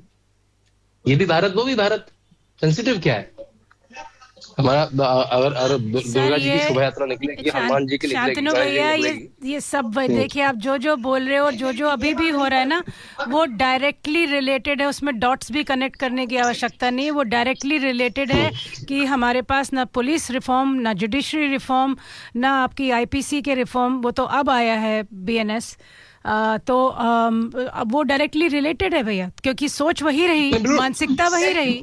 और बिल्कुल ठीक है। सेंसिटिव एरिया ये हमारे शब्द नहीं है, ये हम लोगों को, ये हमको विरासत में हमको मिले हैं, ट्रांसफर ऑफ पावर के साथ। जी बिल्कुल बिल्कुल बिल्कुल ठीक कह रहे हैं। बस ये जाते जाते ही जा रहा है ना। आपको योगी इतना जैसे शासक, नरेंद्र मोदी, अमित शाह जैसे शासक बार बार चाहिए। और वही मेरे ख्याल से नरेंद्र मोदी का सबसे अच्छा प्रयास है कि उन्होंने बैटरी ऑफ लीडर्स क्रिएट कर दी। इसके बाद ये, उसके बाद वो, इसके बाद ये। उन्होंने कहा अभी पिछले बार लाल किले की प्राचीर से कि मुझे 1 लाख युवा नेता चाहिए। 1 लाख जो ग्राम तहसील, ग्राम पंचायत, म्युनिसिपल से लेकर विधायक, सांसद बने, मंत्री बने। तो वो जो अलग और जिनकी कोई जिनका परिवारवादी ना, जो परिवारवादी ना हो, जिनका कोई कनेक्शन ना। जी जी जी। मतलब इस वजह से ना है। देखिए, मुझे परिवारवाद में दिक्कत नहीं। सचिन तेंदुलकर का लड़का क्रिकेट खेलता है, कोई प्रॉब्लम नहीं। अगर अमिताभ बच्चन का लड़का फिल्म में जाता है, कोई प्रॉब्लम नहीं। प्रॉब्लम इसमें आ जाती है, या राजीव गांधी का बेटा राहुल गांधी पॉलिटिक्स में आता है, कोई प्रॉब्लम नहीं। परिवार दिक्कत यहाँ आती है कि जैसे ही सचिन तेंदुलकर का लड़का 10 मैच में अच्छा नहीं खेलता है, बाहर हो जाता है। आजकल नहीं है वो किसी भी टीम में। जैसे ही अभिषेक बच्चन की 4 पिक्चरें फ्लॉप होती है, उसको पिक्चर नहीं मिलती है, उतने सक्सेसफुल नहीं है जितने अमिताभ बच्चन। लेकिन राहुल गांधी 1 बार फेल हो, 2 बार फेल हो, 100 बार फेल हो, वही बने रहते हैं कांग्रेस के, वही एलओपी है। ये है परिवारवाद कि चाहे फेल हो या नहीं हो, वही नेता रहेंगे आपके। सीलिंग बनी हुई है जी। कांग्रेस का कोई भी छोटा नेता कांग्रेस प्रेसिडेंट बनने की या कांग्रेस में शीर्ष में जाने की सोच नहीं सकता जी। स्टालिन की पार्टी में नहीं सोच सकता, अखिलेश की पार्टी में नहीं सोच सकता। तो ये है परिवारवाद सही कि हम ही संभालेंगे। प्राइवेट लिमिटेड कंपनी है ये, हम ही चलाएंगे। आप यूरोप में आप सोच भी नहीं सकते कि आप स्टालिन किसी का नाम रख सकें, और आप देखिए भारत में ही है कि ऐसा। जो आपने अभी कहा शांतनु भाई, आपने अभी कहा कि शासकों के आपने नाम लिया, आपने बोला ऐसे शासक बार बार आते रहे। तो हम आपसे हम उसमें यही जोड़ेंगे कि ऐसी जनता भी मिले जो उनमें उनको सपोर्ट करती रहे यूं ही, और विश्वास बना रहे। चलते चलते एक अंतिम प्रश्न शांतनु भैया, ये योगी जी हैं कैसे? योगी जी देखिए, बहुत सारी चीजों का मिश्रण है। योगी जी मॉडर्न एजुकेशन में पढ़े, नॉर्मल स्कूल कॉलेज गए, मठ में रहे, वैदिक एजुकेशन से पढ़े। बहुत ही जोवियल, हंसमुख व्यक्ति हैं, बहुत ही अलर्ट व्यक्ति हैं, क्योंकि योगी व्यक्ति हैं तो दिमाग से अलर्ट है, उनका कोई डिस्ट्रैक्शन नहीं। मेमोरी उनकी बिल्कुल, जिसे हम कहते हैं एलिफेंट्स मेमोरी, ये चीज याद रहती है। आप उनके 6 महीने पहले मिलकर बात करके गए थे, वो उसका उदाहरण देंगे। हर आदमी का उनको नाम पता है। रवि किशन जी तो हाथ जोड़े बैठे रहते, इसीलिए उनको मालूम ही नहीं कब उनको घसीट लिया जाएगा जी। कब घसीट लिया, कब घसीट लिया जाएगा। उनके 75 जिले हैं उत्तर प्रदेश, बहुत बड़ा राज्य है, 24 करोड़ लोग हैं। किस जिले का 75 जिले में कौन डीएम है, कौन सीडीएम है, कौन एसपी है, कौन सीएम है, उनको क्या केस चल रहा है, कहाँ हॉस्पिटल बन गया है, कहाँ बनने वाला है, कहाँ दिक्कत आ रही है, एक एक हर चीज का रिव्यू लेते हैं। कॉर्पोरेट सीईओ की तरह काम करते हैं कि भाई आज मैंने रिव्यू लिया, 7 दिन बाद उसका सेकंड रिव्यू होगा, 3rd दिन होगा। अगर काम कर दिया तो ठीक है, नहीं तो या तो आपको सस्पेंड कर दिया जाएगा, या फिर आपको रिसोर्स चाहिए तो वो दिए जाएंगे। बिल्कुल जैसे कॉर्पोरेट में होता काम, बिल्कुल हर चीज को ऐसे नहीं बोल के निकल गए और फिर पता नहीं 4 महीने बाद गायब। उनका शेड्यूल बना हुआ है। उत्तर प्रदेश के जिले में कोई मुख्यमंत्री आज तक गया ही नहीं, बहुत सारे जिलों में। तो योगी जी 75 के 75 जिलों में कई बार जा चुके हैं। हमारे यहाँ ऐसी चलती थी कि नोएडा नहीं जाएगा सीएम, नोएडा जाएगा तो दोबारा सीएम नहीं बन पाएगा। ऐसे टोटके थे हमारे यहाँ। अखिलेश यादव, आपको पता है अखिलेश यादव 5 साल में कभी नोएडा ही नहीं गए। नोएडा का कोई इनॉग्रेशन होता तो रिमोट से बैठ के लखनऊ से करते थे। यहाँ योगी जी तो मतलब 3 दिन ऑफिस में रहते हैं तो 3 दिन बाहर रहते हैं। वो जिले में जाते हैं, देखते हैं, लोगों से मिलते हैं, जमीन पे लोगों से मिलते हैं, अधिकारी से मिलते हैं, नेता से मिलते हैं। तो ये जो पकड़ है उनकी, ये जो उनका एक तो यौगिक नेचर, उनका जोवियल नेचर, उनका बच्चों के साथ उनका जो समन्वय, समाज के साथ उनका जो समन्वय, वो उनकी एक अद्भुत प्रशासनिक क्षमता और उनकी एक दिव्यता है उनमें योगी होने से, वो सबसे उत्तर प्रदेश को और भारत को फायदा होगा। वैसे हैं योगी जी। जी, वाह वाह, अति उत्तम। शांतनु और भैया, बाकी आप फिल्म में देख ही लेंगे, बाकी आप फिल्म बाकी ये जितना है। जी, यही पूछना था। तो जो आपने अभी अभी जो आपने वर्णन किया, तो ये सब हम लोग आशा करेंगे कि हमको फिल्म में भी हम लोग देख पाए। तो एक बार फिर से आपको बहुत बहुत, आपको, आपकी समस्त टीम को बहुत बहुत बधाइयाँ, शुभकामनाएं। और प्रभु से यही हम लोग प्रार्थना करेंगे कि 19 सितंबर के बाद आप लोग कभी पीछे पलट के ना देखें। और बिल्कुल आपकी बिल्कुल, फिल्म आपके सभी बहुत, दर्शकों से भी, जी देखिए आपके सभी दर्शकों से भी यही रिक्वेस्ट है, यही सजेशन है कि कम से कम पूरे पूरे परिवार के साथ 10-10 लोग मिल के जाए, पूरी पूरी टीम, पूरा पूरा स्कूल, पूरा पूरा कॉलेज, पूरी पूरी कॉलोनी, पूरी पूरी कंपनियों की टीम मिल के जाए। ये मैं आपको गारंटी देता हूँ, केवल पिक्चर इंस्पिरेशनल नहीं है, पिक्चर आनंददायी मनोरंजक भी है। You will come out entertain because it's such a lovely story जी, and it's told in a very beautiful way. Beautiful. Thank you so much Shantanu भैया। धन्यवाद धन्यवाद आपके जय, सभी दर्शकों को भी। जी जी, जय श्री राम, वंदे मातरम। जय श्री राम, जय जय श्री राम। चलिए, गीत बाद में पूरा कर लेंगे।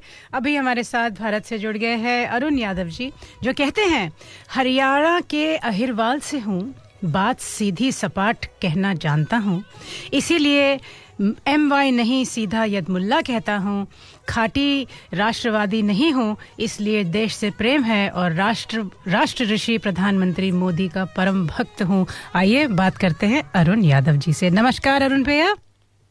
नमस्कार अपर्णा जी, कैसे हैं आप? जय श्री राम, हर हर महादेव। जय श्री राम, हर हर महादेव। हम तो बहुत बढ़िया, आप बताइए। भारत में तो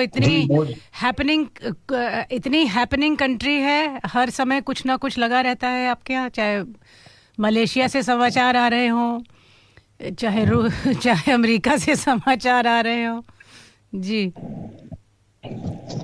देखिए, जब हमारे पास वर्ल्ड का सबसे बड़ा लीडर है जी, जिसकी बात कोई टाल नहीं सकता, और आज हम मोदी जी ने जो भारत को 11 सालों में जहां से उठाकर लाए हैं और जहां पहुंचाया है, तो उस देश को, हमारे भारत को आज सम्मान मिलता है पूरी दुनिया में। जी, बाकी आपको तो पता है कि हमारे देश का विपक्ष कितना नीच और घटिया है, तो वो राजनीति के लिए किस हद तक गिर सकते हैं। बाकी तो ज्यादा कहना शायद ठीक नहीं होगा, लेकिन सारी दुनिया देखती है, भारत की जनता 2014 से पहले वाली मूर्ख जनता नहीं है, वो सब समझती है और सब देखती है और सही समय आने पे जवाब भी देती है। जी जी।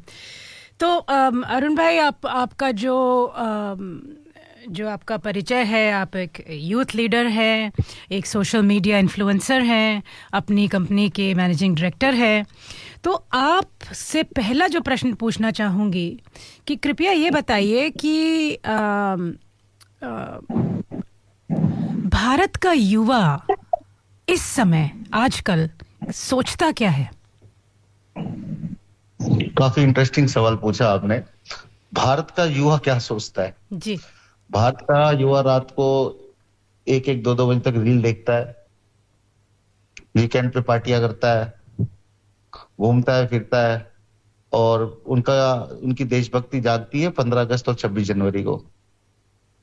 इसके अलावा जो चेंजेस हुए हैं देखे, सोशल मीडिया पे मैं स्पेशली कहना चाहूंगी, सोशल मीडिया पे इतना गंद मचा दिया आजकल के युवा ने कि लोग बाग ये, मतलब पे आउट के चक्कर में, पैसों के चक्कर में सारा वो कैरियर ही सोशल मीडिया पे बनाना चाहते हैं।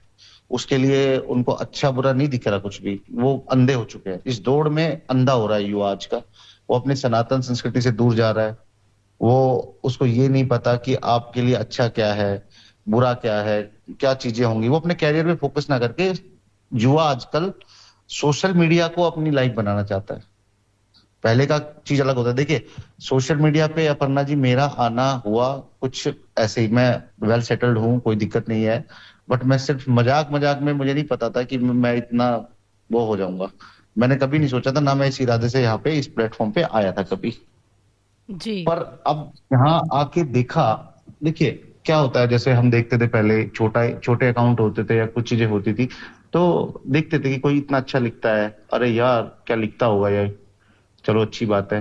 वो क्या होता है कि भाई, इसको सोचते थे हम लोग, बीजेपी इनको पैसा देती होगी या ऐसे इनको वो मिलता होगा, या हो सकता है ये इनकी नौकरी होती होगी इन चीजों में, पर टेक्निकली नहीं। ये सब झूठ था। यहाँ आके पता चला कि अगर आप सच लिख सकते हैं, चाहे वो सच कड़वा है, चाहे वो मोदी जी के खिलाफ है या मोदी जी के लिए है। हालांकि खिलाफ के सेगमेंट में मैं नहीं कहना चाहूंगा इस टॉपिक, क्योंकि मुझे आज तक उस इंसान का कोई डिसीजन गलत ही नहीं लगा, क्योंकि उन्होंने कोई गलत डिसीजन लिया ही नहीं।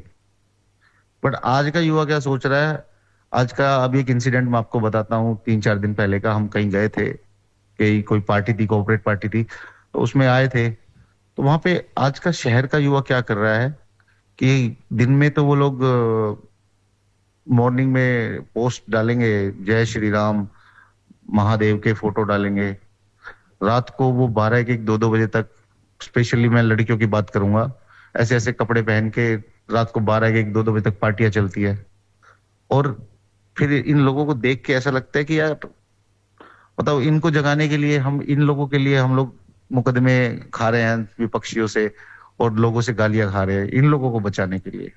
तो युवा तो क्या बताए, युवा को सही गाइडेंस सबसे पहले तो घर से ही मिलेगा, उनके घर से। बाकी देश में एक्चुअल में कोई आपका गांव का एक युवा है ना, वो थोड़ा बहुत देश के बारे में सोच लेगा, लेकिन अगर आप शहर के युवा की बात करोगे तो आई थिंक उनको कोई मतलब नहीं है देश वेश से। उनको इनफैक्ट राष्ट्रगान तक नहीं आता होगा, उनको गायत्री मंत्र तक नहीं आता होगा। ये हाल है यूथ का, युवा का। जी, ये तो आपने बड़ी ही परेशानी वाली बात बता दी, और ये तो कुछ अच्छी सी पिक्चर नहीं दिख रही है, क्योंकि जो नंबर्स देख रही हूँ हमारे पास, ये 2019 तक का बताते हैं। ये कह रहे हैं कि 48 करोड़ जो युवा हैं वो 18 से कम जिनकी की उम्र है वो 48 करोड़ है। और ऐसा माना जा रहा है कि 56 crore are below the age of 25 years, 25 साल के नीचे। और 40 से 45 4 से 5 करोड़ हैं 25 साल के आसपास। और ये 219 के आंकड़े हैं ये, और 2019। जी जी जी। और 600 मिलियन तो ये हो गए आपके 60 crore between the ages of 18 and 35। तो आप ये आंकड़े देखिए, लेकिन जो आपने अभी जो व्याख्या की वो तो बहुत ही परेशान करने वाली है। ये तो सबसे यंगेस्ट नेशन हुआ ना पृथ्वी पर, और बताते हैं कि इस पृथ्वी पर जितने बच्चे हैं सर, छोटे बच्चे, उन बच्चों का 20% भारत में है।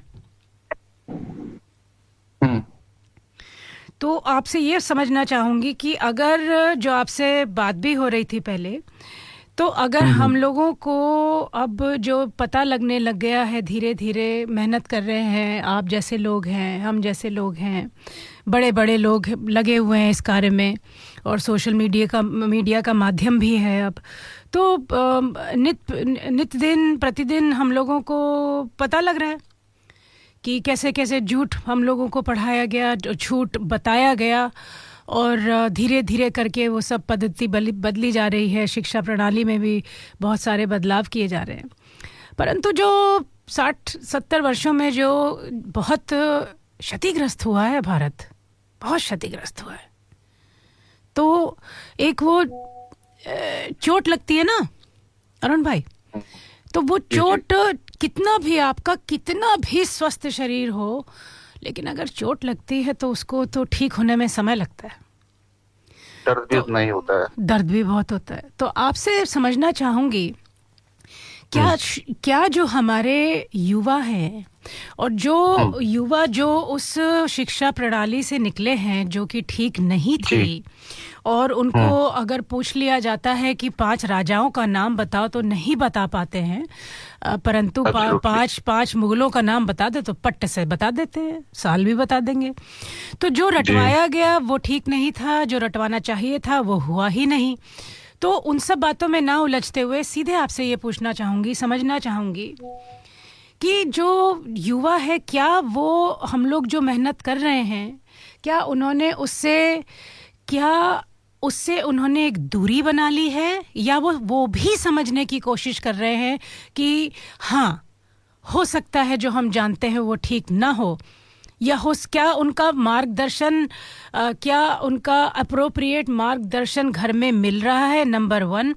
नंबर 2, जो विद्या जो उनको प्राप्त हुई, जो शिक्षा प्राप्त हुई, वो उसमें वो समझते हैं इस बात को कि हाँ ये ठीक नहीं थी।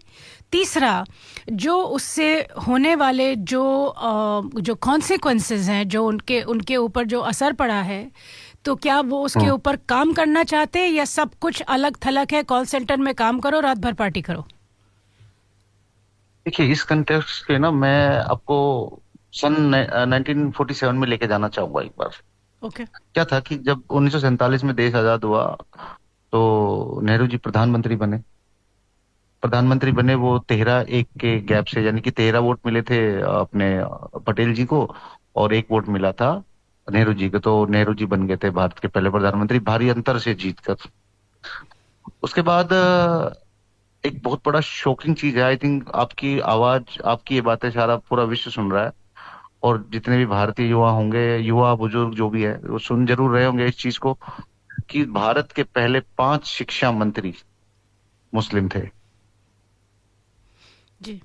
हम 90s के बच्चे हैं, हमें बताया गया कि गांधी के चरखे चलाने से आजादी मिली, नेहरू के संघर्ष से आजादी मिली। जब पुलिस लठ मारती थी तो नेहरू छुप जाता था। गांधी ने सेकुलरिज्म का पाठ पढ़ाया। गांधी ने, जब देश का बंटवारा अगर धर्म के आधार पे हो चुका था, तो फिर मुस्लिमों को भारत में रोकने की जरूरत क्या थी? हरियाणा में गुड़गांव से 30 किलोमीटर आगे एक जगह पड़ती है, नूह नूह नूह मेवात, सुना होगा आपने। अरे वहीं तो हुए हैं वहां अभी, पे, कितने भयंकर हुए हैं वहां पर दंगे। जी हाँ, जानते जी, हैं। वहां पे मुस्लिम जब पलायन पलायन कर रहे थे, उठ के जा रहे थे, तब गांधी वहां पहुंचा था अपने दलबल के साथ। उनको, अरे नहीं नहीं मौलाना जी, आप यहाँ रुको ना, कोई तो चाहिए यहाँ पे अपना। उसके बाद जब भारत, दिल्ली के मुस्लिम ये आप शिफ्ट होकर, ये जो आप बता रहे हो भैया, सॉरी आपको इंटरप्ट, ये जो आप बता रहे हैं, ये क्या आंखों देखा हाल बता रहे हैं, या ये आपने अपने बड़े बूढ़ों से सुनी है ये बात? ये हमारे बड़े बूढ़ों ने जी, बताया है हमें, और गॉट इट, ये गॉट इट। किताबों में लिखा भी हुआ है। जी जी जी जी जी, उसके सॉरी। बाद जब दिल्ली के मुस्लिम लोग जो यहाँ से पलायन करके पाकिस्तान गए थे, तब नेहरू जी ने गहन चिंतन किया बैठ के सरदार पटेल जी के साथ। तो बोले, यार ये जो मुस्लिम यहाँ से मकान छोड़ के जा रहे हैं, इनकी प्रॉपर्टी का क्या किया जाए? तब सरदार पटेल जी ने बोला था कि ये कोई इसमें चिंता करने की बात क्या है नेहरू जी, जो यहाँ से, जो हमारे हिंदू लाहौर से और पाकिस्तान से, मुल्तान से जो आ रहे हैं, उनको दे देंगे, क्योंकि वो अपना छोड़ के आ रहे हैं वहां से, तो ये यहाँ से उनका ले लेंगे, कब्जा कर लेंगे। बोल, नहीं नहीं नहीं, ये नहीं दूंगा। तो 1947 के विस्थापन के बाद हजारों शरणार्थी यहाँ पे बिना छत के रहे थे, तो ऐसा न्याय किया था। देश के पहले 5 शिक्षा मंत्री मुस्लिम बनाए, तभी अकबर महान बना, तभी आपका औरंगजेब महान बना, तभी आपका ये खिलजी महान बना, कभी वो क्या था जो तैमूर, इन लोगों को हिस्ट्री में महान बताया, हमें पढ़ाया गया। दिल्ली में अकबर रोड बना, औरंगजेब रोड बना। क्यों बना?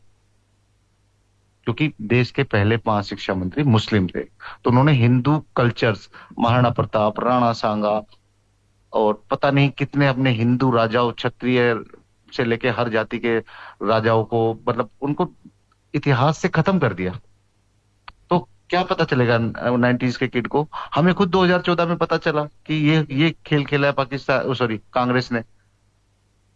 आपको पता है कि जब 1984 में इंदिरा गांधी जी अफगानिस्तान गई थी, और वो बाबर की मजार पे जाके रोने लगी थी। हम्म हम्म। क्या आपने आपने ऑब्वियसली आपने पढ़ा होगा कहीं ना जी कहीं। जी जी जी, ये जानती हूँ। ये उस टाइम शायद उनके सचिव नटवर सिंह जी हुआ करते थे, या नटवर लाल कुछ उन्होंने ऐसे अपनी थे, पुस्तक में लिखा भी है। जी जी। लिखा है। ये थे।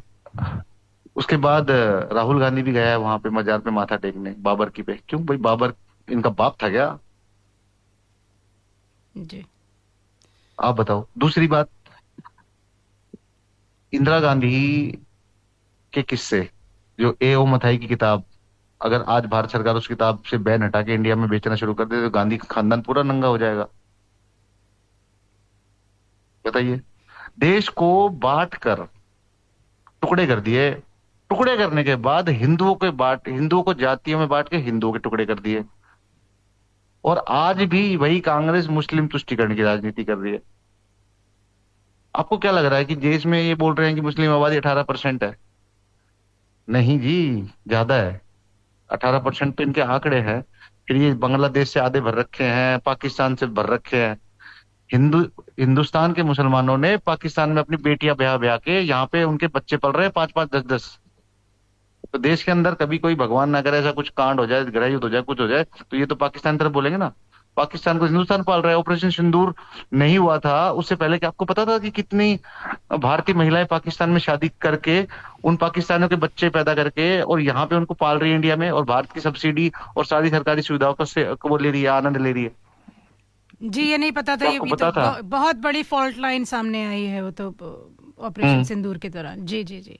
परंतु प्रश्न ये था, नहीं अरुण भैया ठीक है, उसको छोटा करते हैं अपनी बात को। आपसे ये पूछना चाह रही हूँ कि जो हमारा युवा है वो अब मान लीजिए जैसे आप बात कर रहे हैं भी, ठीक है, तो वो अगर सुन भी रहा है तो क्या वो इस बात को अब समझ पा रहा है कि हाँ कहीं पर कुछ धोखा हुआ है, गलती हुई है, तो क्या हमको अपने आचरण से, हमको अपने जीवन से, हमको क्या उसको एक्सेप्ट करना चाहिए, आगे बढ़ना चाहिए, या हमको ये जो राइजिंग भारत है, जो हम लोगों के जो शासन प्रशासन है वो हमारी ओर देख रहा है, वो कह रहा है हाँ भाई युवाओं हम तुम्हारी ओर देख रहे हैं, तुम कुछ अपने में ये कैसे कंट्रीब्यूट करोगे। तो वो जो पहला प्रश्न था वो एजुकेशन रिलेटेड था कि अब हम क्योंकि हम समझ चुके हैं कि हम कमियां थी, तो युवा अब उसको कैसे देख रहा है भारत का। युवा को दीदी देखो, युवा को देखने की जरूरत नहीं, युवा को गाइड करना पड़ेगा। और युवा को सबसे पहले अपने घर से गाइडेंस मिलना होगा। उसको अपने धर्म के लिए सबसे पहले कट्टर होना पड़ेगा, सीधी सी बात है, ठीक है। और इस सेक्युलरिज्म का चोला उतार के फेंकिए और सबसे पहले अपने धर्म के बारे में सोचिए, क्योंकि आपका धर्म है तो आप हो। देश में ऑलरेडी 57 मुस्लिम कंट्रीज है और भारत को गजवाए हिंद यानी मुस्लिम कंट्री बनाने की पूरी प्लानिंग चल रही थी इनकी 2047 तक। 2014 में अगर मोदी जी नहीं आते तो कांग्रेस का पूरा इकोसिस्टम उसने इसी तरह का बना दिया। बाकी युवा को क्या करना है, युवा को सोचना है सबसे पहले। अपने घर से संस्कार मिलती हैं। फॉर एग्जाम्पल मेरे बच्चे हैं, वो सुबह उठते हैं, नहाते हैं, फिर पूजा करते हैं, पूजा करके नाश्ता करते हैं, फिर वो स्कूल जाते हैं। तो संस्कार घर से ही मिलेंगे। पहले अपने धर्म के लिए बनिए वफादार, उसके बाद आप पढ़िए लिखिए आगे बढ़िए। दूसरी बात है कि भारत सरकार जो शिक्षा नीतियों में बदलाव ला रही है, तो उनमें से ये अकबर, औरंगजेब और इन सब के इतिहास को हटाया जा रहा है। राजस्थान में तो शायद सारा ही हटा दिया गया है, हरियाणा में भी हटा दिया गया है। तो शिक्षा तो हमें आजकल की जो यूथ पढ़ रहा है, हमारा बच्चे पढ़ रहे हैं, वो अरुण भैया वो तो अब हो रहा है ना। तो जो प्रश्न आपसे पूछा था कि वो जो मिस्टेक्स हो गई हैं, वो 60-70 वर्ष का जो पक चुकी है खिचड़ी, वो जो अब जो लोग 25 से 30-35 साल के जो ब्रैकेट में हैं उनकी सोच कृपया साझा करें। और दूसरा जो अब और जो 35 के नीचे हैं वो क्या सोच रहे हैं और किस तरह से उनके अंदर जो, देखिए हम लोग वो डिस्कस करेंगे बाद में कि क्या कहाँ पर कहाँ पर फॉल्टर कर रहे हैं, कहाँ पर फॉल्ट लाइंस हैं, वो हम लोग आराम से डिस्कस करेंगे। परंतु पहले आपसे सोच समझ लूं कि वो जो उस एज ब्रैकेट में है वो क्या सोच रहे हैं, जो उनसे थोड़ा नीचे है वो क्या सोच रहे हैं, और ऑफ कोर्स जो अब बदलाव अब से आरंभ होंगे तो एक जनरेशन लगेगी भैया, वो आप भी जानते हो हम भी जानते हैं जी। 10 से 12 साल 15 साल कहीं नहीं गए जी। अभी तो हम कुछ कर ही नहीं सकते। 25 से 35 के आदमी को क्या समझाए बताओ। उसको ठोक पीट के समझा नहीं सकते, उसको बात बता के नहीं समझा सकते। उसका तो सिर्फ एक ही इलाज है भाई, देख अब तो ये विचारधाराएं भी ना पार्टी वाली हो गई हैं। बीजेपी का सपोर्टर सनातनी होता है, ये सबको ये एक मानसिक विचारधारा में 25 से 35 या जिस भी एज का है, उस एज ग्रुप का बंदा है, वो इस एज का आदमी विचारधारा पार्टी लाइन के हिसाब है। जिसको हिंदुओं की थोड़ी बहुत चिंता है वो बीजेपी के साथ है, जो सेकुलर है वो कांग्रेस के साथ है, जो यदमुल्ला और पंडमुल्ला है वो आपका सपा और राजद के साथ है। यानी कि ये जिनको जाति करनी है, अब एक अगर जो हिंदू खुद को समझ रहा है, सीधी सी बात है वो बीजेपी के साथ ही है। जो जिसके लिए हिंदू सर्वोपरि है वो बीजेपी के साथ रहेगा। यदमुल्ला पंडमुल्ला राजद और उसके साथ कांग्रेस में सारा सबका मिक्स ब्रीड निकलता है। प्रॉब्लम ये है कि इस एज को हम समझा ही नहीं सकते, इनको तो जो करना है वो करेंगे। हाँ, हम अपने आने वाली पीढ़ी को कैसे पॉलिश करें, शायद हमें वहां पे ज्यादा ध्यान देना चाहिए, ना कि इन 2 कौड़ी के लोगों के ऊपर अपना हम लोग समय व्यर्थ करें, जो सेकुलरिज्म का चोला ओढ़ के और जो हिंदू मुस्लिम आई आई और नल्ला नहारी खाते हैं, ये ईद के ऊपर नमाज भी पढ़ते हैं ये लोग, तो इनका तो कोई इलाज ही नहीं है, मेरी नजर में तो है नहीं। ये ढीठ हो चुके हैं, इनको सुधारा नहीं जा सकता। अब और जो हो गया, आई थिंक हमें उस पर शायद फोकस ना करके, हमें हमारी जो जनरेशन आ रही है शायद उसको अपने धर्म के प्रति कट्टर बना देंगे, तो हमारी आने वाली 5-10 पीढ़ी तो कम से कम सर्वाइव कर ही पाएगी हिंदू बन के। आई थिंक एक तो ये हम लोगों को ये शब्द अपनी हम लोगों को आज से ही समाप्त करना चाहिए अरुण भैया, और आपको बहुत प्रार्थना करूंगी कि आप भी ये शब्द ना लाएं, हम लोग अवगत कराएं अपने मित्रों को, अपने आसपास सबको, परिवारों को, जिससे भी बातचीत करें, तो ये कट्टर शब्द नहीं होता ना, हमारे कहीं पर भी ये शब्द नहीं आता, ना हम बनना चाहते हैं, ना हम कभी थे, ना होंगे। तो कट्टर तो कोई शब्द होता ही नहीं है, हमें बनना भी नहीं है। हम लोग सनातनी हैं, अपने वेद शास्त्र का अध्ययन करें, उनको अवगत कराइए, उनको अपने संस्कारों से, अपने कर्तव्य से और अपने धर्म से अवगत कराइए। हमें किसी को कोई कट्टरता नहीं चाहिए। जी, कट्टरता इन द सेंस कि भाई अपने धर्म के लिए थोड़ा सा वो बनो, अपनी गीता पढ़ो, अपनी भागवत गीता पढ़ो, इन सब चीजों पे ध्यान दो, चाणक्य नीति पढ़ो, तभी तो आप सीख पाओगे एक्चुअल में। मेरा कहने का मतलब वो था। जी, not that type of cutter like Muslims, मार डालेंगे, काट डालेंगे, हमको बोलना ही नहीं। जी, हाँ, मैं उस टाइप नहीं, मेरा कंटेक्स्ट ये था। जी, गॉट इट। जी, जी। तो अब ये बताइए कि धर्म के बारे में अब बात चल पड़ी है, और पॉलिटिक्स पर भी आएंगे अभी थोड़ी देर में। तो धर्म से रिलेटेड हमारा युवा आजकल क्या सोच रहा है? धर्म के लिए लोग, देखिए पहले क्या होता था, मैं किसी और के बारे में नहीं, मैं अपना ही एग्जांपल देता हूँ आपको। जी, हम 2014-15 से पहले, ओके, छुट्टियां हो गई, चलिए गोवा चलते हैं, मनाली चलते हैं, बैंकॉक चलते हैं, ऐसा कुछ होते थे हम लोग। बट उस टाइम हमारे मंदिर, श्री राम मंदिर भी नहीं बना था, काशी विश्वनाथ कॉरिडोर भी नहीं बना था, उज्जैन भी नहीं बना था, तो लोग बाग का इंटरेस्ट नहीं होता था। मतलब 2014 तक मंदिरों में भीड़ नहीं होती थी, हिल स्टेशंस पे भीड़ होती थी, या जो डेस्टिनेशंस होते थे, जो हॉलीडे डेस्टिनेशंस होते थे, वहां पे भीड़ होती थी, बहुत क्राउड होता था। अब 2013 की केदारनाथ त्रासदी आपको याद होगी। बट 2014 के बाद एक बदलाव मैंने देखा है।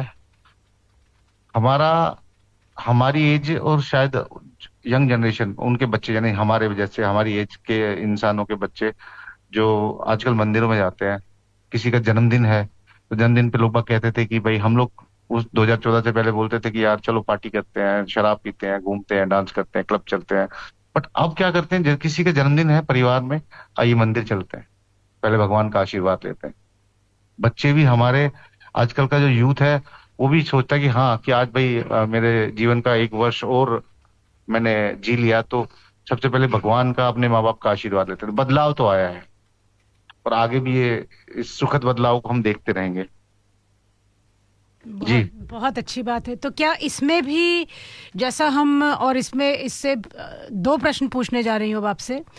पहला ये कि क्या इसमें भी हम लोग 2 फाड़ देखेंगे, जैसे हम देख रहे हैं, सोशल मीडिया में भी देख रहे हैं, और धर्म के बारे में जो जैसा आपने अभी बताया, तो क्या इसमें भी भ्रांतियां हैं? इसमें भी लेफ्ट विंग, ये विंग, वो wing, fencing, diving, running, jumping, ये लेफ्ट विंग, राइट विंग, वो जो सोशल मीडिया में देखने को मिल रहा है, क्या जो हमारे बच्चे हैं, क्या वो उसमें भी 2 फाड़ है या 4 फाड़ है? आप कृपया समझाइए कि कैसे आप देख रहे हैं, आप कैसे देख रहे हो और युवा कैसे देख रहा है। जी, नहीं, मैं जो देखता हूँ वही बताऊंगा, और जो ये कड़वा सच आपको सुनना पड़ेगा, और जितने भी आपके जो ऑडियंस है वो सुन रहे हो, वो सुनिए। देखिए, सोशल मीडिया से धर्म नहीं चलेगा, पहली बात तो ये, ठीक है। हजारों, आप क्या सोच रहे हो, हालत क्या है, ट्विटर, फेसबुक, इंस्टाग्राम पे हजारों लोग 400-500 रुपए देकर वेरीफाइड अकाउंट लिए बैठे हैं, ठीक है। वो उनका काम है ये। देखिए, मैं एक एक छोटी सी स्टोरी सुनाता हूँ इस बारे में कि 4 लोग हैं, रफीक, असलम, इरशाद और अनीश, चारों मुस्लिम। अनीश ने बना ली यादव जी की आईडी, इरशाद ने बना ली पंडित जी की आईडी, और तीसरे ने बना ली अपने दलित जी की आईडी, और चौथे ने बना ली सेठ जी मतलब बनिए की आईडी। तो वो एक कन्वर्सेशन स्टार्ट करते हैं वो लोग कि भाई यादव देगा, ये दलित देगा, पहले एक दलित पोस्ट करेगा कि देख लो इन ब्राह्मणों ने हमारे पर अत्याचार किया, हमें 5,000 साल तक पानी नहीं पीने दिया। चलो ठीक है। अब भाई पंडित जी को टारगेट कर दिया, पंडित जी के सपोर्ट में आ गए आपके यादव जी, फेक आईडी, चारों मुस्लिम है। ये सोशल मीडिया की ग्राउंड रियलिटी बता रहा हूं मैं आपको। यादव जी को तो हाँ बिल्कुल है, इन्होंने ब्राह्मणों ने हमारे ऊपर अत्याचार किया, राजपूतों ने हमारे ऊपर अत्याचार करा, और भाई ये बनियों ने हमें लूट लिया, ऐसे ऐसे ये प्रोपेगेंडा बनाएंगे। फिर तीसरा आपका बनिया मतलब स्वर्ण जाति वाला, वो अटैक करेगा, है मुस्लिम ही वो, पर वो बना बैठा है बनिया, और ब्राह्मण जो बना बैठा है वो भी मुसलमान है। तो आपस में एक दूसरे की लड़ाई चालू। ये एक दूसरे को धर्म को गाली देंगे, ये उसको गाली देंगे, ठीक है, आपस में लड़ गए, जातियों में बटे हुआ। चारों मुसलमान बैठ के हिंदू में फूट डाल दी, लट बज गए उनके। तो सोशल मीडिया के कंटेक्स्ट में से धर्म को भूल जाइए आप किसी को एकजुट करने की कोशिश करोगे, 4 फेक अकाउंट आएंगे, 4 दिन आपसे अच्छी अच्छी बातें करेंगे, ठीक है, फिर आपका कॉन्फिडेंस जीत लेंगे, फिर एक दिन उस 4 मिलके एक ऐसा कन्वर्जेशन, ऐसा माहौल बनाएंगे पूरे सोशल मीडिया का कि वो दलित गाली दे रहा है यादव, दलित गाली दे रहा है ब्राह्मण को, ब्राह्मण गाली दे रहा है दलित को, यादव को, आपस में इस तरह का कंटेक्ट चलेगा। तो सच्चाई तो यही है कि सोशल मीडिया पे जो ये इतना गंद फैला रखा है इन लोगों ने धर्म के नाम पे, ठीक है, सच्चाई यही है कि ये कुछ नहीं हो सकता सोशल मीडिया पे जब तक भारत सरकार अब ओरिजिनल आईडी से ही लोग अगर रहें तो शायद इस गंदगी को साफ किया जाता है। बाकी फेक अकाउंट्स की भरमार है, जितने ओरिजिनल नहीं है उतने उससे कई गुना ज्यादा, 1000 गुना ज्यादा फेक अकाउंट्स बने हुए हैं, और 470 400 500 रुपए में ये लोग पैसे देके ब्लू टिक ले लेते हैं, और इनको पोषित कर रही हैं राजनीतिक पार्टियां, कांग्रेस, सपा, राजद, टीएमसी, पीएमसी, जितनी भी हैं, एएमसी, जो भी प्राइवेट लिमिटेड पारिवारिक पार्टियां होती है। तो सोशल मीडिया पे तो आप धर्म की बात करना मूर्खता ही होगी। आई थिंक मैं तो इस ग्राउंड रियलिटी, मैं तो इस प्लेटफॉर्म पे आने के बाद मुझे पता चला कि यहाँ पे इतने बड़े बड़े मठाधीश बने बैठे हैं जो एक वीडियो बनाने के लिए राजनीतिक पार्टियों से 5-5 10-10 लाख रुपए लेते, 3 मिनट के वीडियो के लिए। एक ट्वीट करने के लिए उनको 10-10 20-20 हजार रुपए मिलते हैं। ऐसे बहुत सारे अकाउंट है लाइक जैकी यादव, ये जहां पैसा दिखेगा वहां भागते हैं लोग, सिर्फ पैसा। उनको पैसा दो, कुछ भी काम करवा लो, वो पैसा दो आप, वो आपके लिए नंगे भी हो जाएंगे सोशल मीडिया में। इतना बुरा हाल है सोशल मीडिया का अपर्णा जी, ये ग्राउंड रियलिटी है सोशल मीडिया की। ठीक, तो ये जो आपके, ये तो हो गए विंग्स की बात, और जो आपसे पूछा कि जो ये धर्म के बारे में, तो देखिए बिल्कुल प्रत्यक्ष किम प्रमाणम वाली सिचुएशन है, कोई बात ही नहीं करना चाहता। और आपसे पूछूंगी कि जो हम लोग बातचीत करते भी हैं कि हाँ गुरुकुल जैसी हम लोगों को पद्धति वापस लाना चाहिए। सॉरी हाँ जी, सॉरी, मैं एक बात ऐड करना चाहूंगा। हाँ हाँ प्लीज। मैंने अपना मंदिर का एक फोटो डाल दिया पूरी भक्ति भाव के साथ, वहीं पे 100 कमेंट आए फॉर एग्जाम्पल, उनमें से 4 लोग कमेंट करेंगे तू तो यादव है, तू तो शूद्र है, तुझे मंदिर में किसने घुसने दिया। ये हालात है सोशल मीडिया के। जी आप प्लीज, सॉरी आपको इंटरप्ट किया, आप अपनी बात रखिए। नहीं, वो देखिए बातचीत के लिए ही बातचीत है, कोई एक तरफा थोड़ी ना यहाँ पर बातचीत चल रही, कोई कांग्रेस पार्टी थोड़ी ना। अच्छा तो तो आपसे ये पूछने लग रही थी कि जो हम लोग बात करते हैं गुरुकुल आना चाहिए, पद्धति होनी चाहिए, क्या सोचते हैं आजकल का युवा इंटरेस्ट दिखाएगा? बिल्कुल दिखाएगा। आज हमारे देश में आज बट वो तो रील बना, आपने बताया वो रील बना रहा है, वो अपना रात में 12 बजे, सॉरी 2-2 बजे 4-4 बजे सो रहा है। डिसिप्लिन नाम की। ये डिसिप्लिन तो घर से ही देना पड़ेगा ना। आप अपने बच्चों को क्या सिखा रहे? देखिए, जो जनरेशन अब बिगड़ चुकी है वो तो नहीं सुधरेगी। हमारी जनरेशन, हमारे बच्चों वाली जो जनरेशन है, शायद हम उसके लिए कुछ कर सकते हैं। गुरुकुल होने चाहिए। और इनफैक्ट मैं चाहता हूँ कि हर हर 10 गांव के लिए भारत सरकार गांव से शुरुआत करे, शहर से नहीं, गांव से शुरुआत करे। हर 10 गांव के ऊपर कम से कम एक सरकारी जो विद्यालय हैं जो बने हुए हैं, उनमें से किसी एक पर्टिकुलर जगह को, अगर भारत सरकार या हमारी हरियाणा सरकार से मैं रिक्वेस्ट करूंगा कि हर 10 गांव के ऊपर एक सरकारी विद्यालय को गुरुकुल में कन्वर्ट कर दिया जाए, बहुत अच्छा इम्पैक्ट आएगा। In fact let me tell you कि I have plans for this. तो हमारा एक स्कूल है, प्राइवेट स्कूल, नाम मैं यहाँ नहीं लूंगा। उसमें हम लोग अभी by next session, March onwards, तो हम कम से कम हफ्ते में 3 दिन हम लोग गुरुकुल टाइप एक बनाएंगे वहां पे। मतलब जगह है, बहुत सारी जगह है हमारे पास वहां पे। तो उसमें एक पर्टिकुलर एक डेडिकेट करेंगे एक बिल्डिंग को कि इसमें गुरुकुल की क्लासेस होंगी, जिसमें बच्चों को धर्म का ज्ञान दिया जाएगा, अपने शास्त्रों का ज्ञान दिया जाएगा, भगवत गीता और ये सब हमारे वेद ग्रंथ उनको पढ़ाए जाएंगे। प्लस उनके इसी के साथ साथ उनको शस्त्रों का भी ट्रेनिंग और ज्ञान दिया जाएगा। उसके लिए मेरी एक बात चल रही है, मेरे बहुत अच्छे मित्र हैं उनसे, कि वो जल्दी आएंगे इंडिया और हम लोग इस वेंचर को स्टार्ट करने वाले हैं। तो आई थिंक होना चाहिए। और सरकार भी अगर आगे आके इनिशिएटिव ले इन चीजों के लिए, हमारे पास बहुत सारे हर गांव में सरकारी स्कूल है, हम कर सकते हैं जी। और ये बहुत अच्छा है। और इसका पहला, मैं अप्रैल में ये चीज शुरू करने वाला हूँ। एंड बाकी 1 साल तक हम लोग देखते हैं क्या रिजल्ट मिलता है। आई होप अच्छा ही होगा। जी जी। जी। ओके, तो अब अगर आप सोचते हैं कि हाँ गुरुकुल भी होने चाहिए, आप सोचते हैं आप एक शुरुआत करेंगे, लेकिन जो ये आपने जो शुरुआत में कहा कि जो वो बता रहे हैं कि डेमोग्राफी में चेंज आ चुका है, पॉपुलेशन जितनी बताई जा रही है उतनी है नहीं, और जो नंबर्स बताए जा रहे हैं वो है नहीं, सेंसस जब होगा तब होगा। अगर अगर इतनी गड़बड़ है तो आप कैसे सोचते हो हमारी कोई धार्मिक यात्रा हो, पत्थर पड़ेंगे, हम कोई मंदिर के आगे होगा तो फिर वो कोई मस्जिद का विवाद आ जाएगा, वो होगा तो फिर वहाँ से कुछ हो जाएगा, वो होगा तो कुछ और हो जाएगा।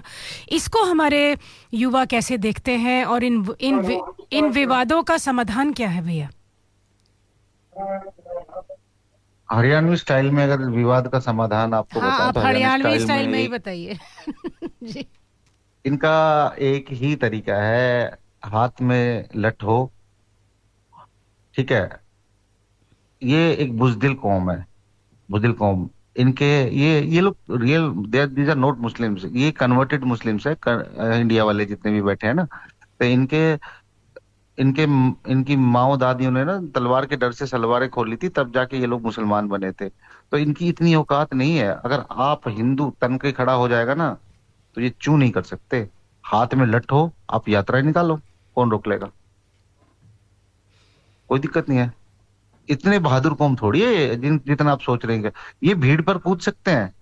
आप 100 की भीड़ में ना 2 लोग जाके अगर बिल्कुल तन के और आंखों में पूरा गुस्सा लेके थप्पड़ मार देना एक आदमी के, एक आदमी नहीं खड़ा रहेगा। सच्चाई है। जी। पर वो अंदर से जगाना पड़ेगा।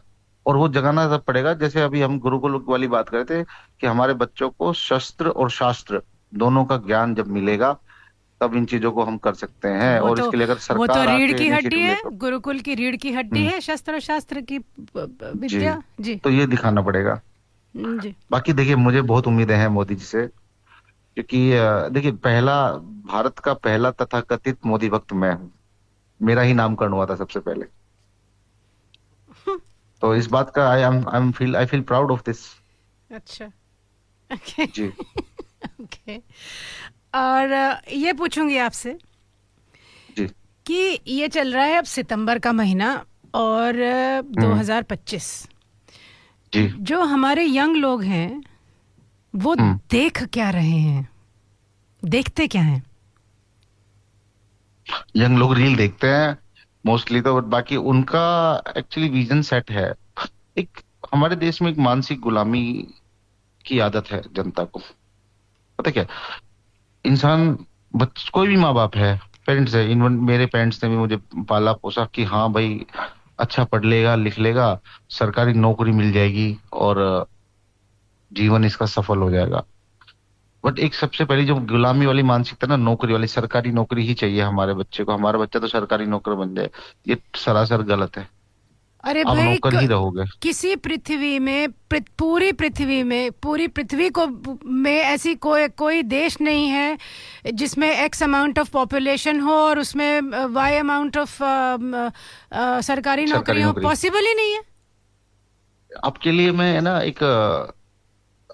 एक एग्जांपल देता हूँ मोदी तो जी का। मतलब ये जो हुआ बात 2000, अरुण भैया, बात ये हुई कि जो हमको झूठ पहले घुट्टी बना के पिलाया गया, अब वही हम घुट्टी पिला के, जो बच्चे बड़े भी हो गए, हम उनको वापस वही घुट्टी पिला रहे हैं।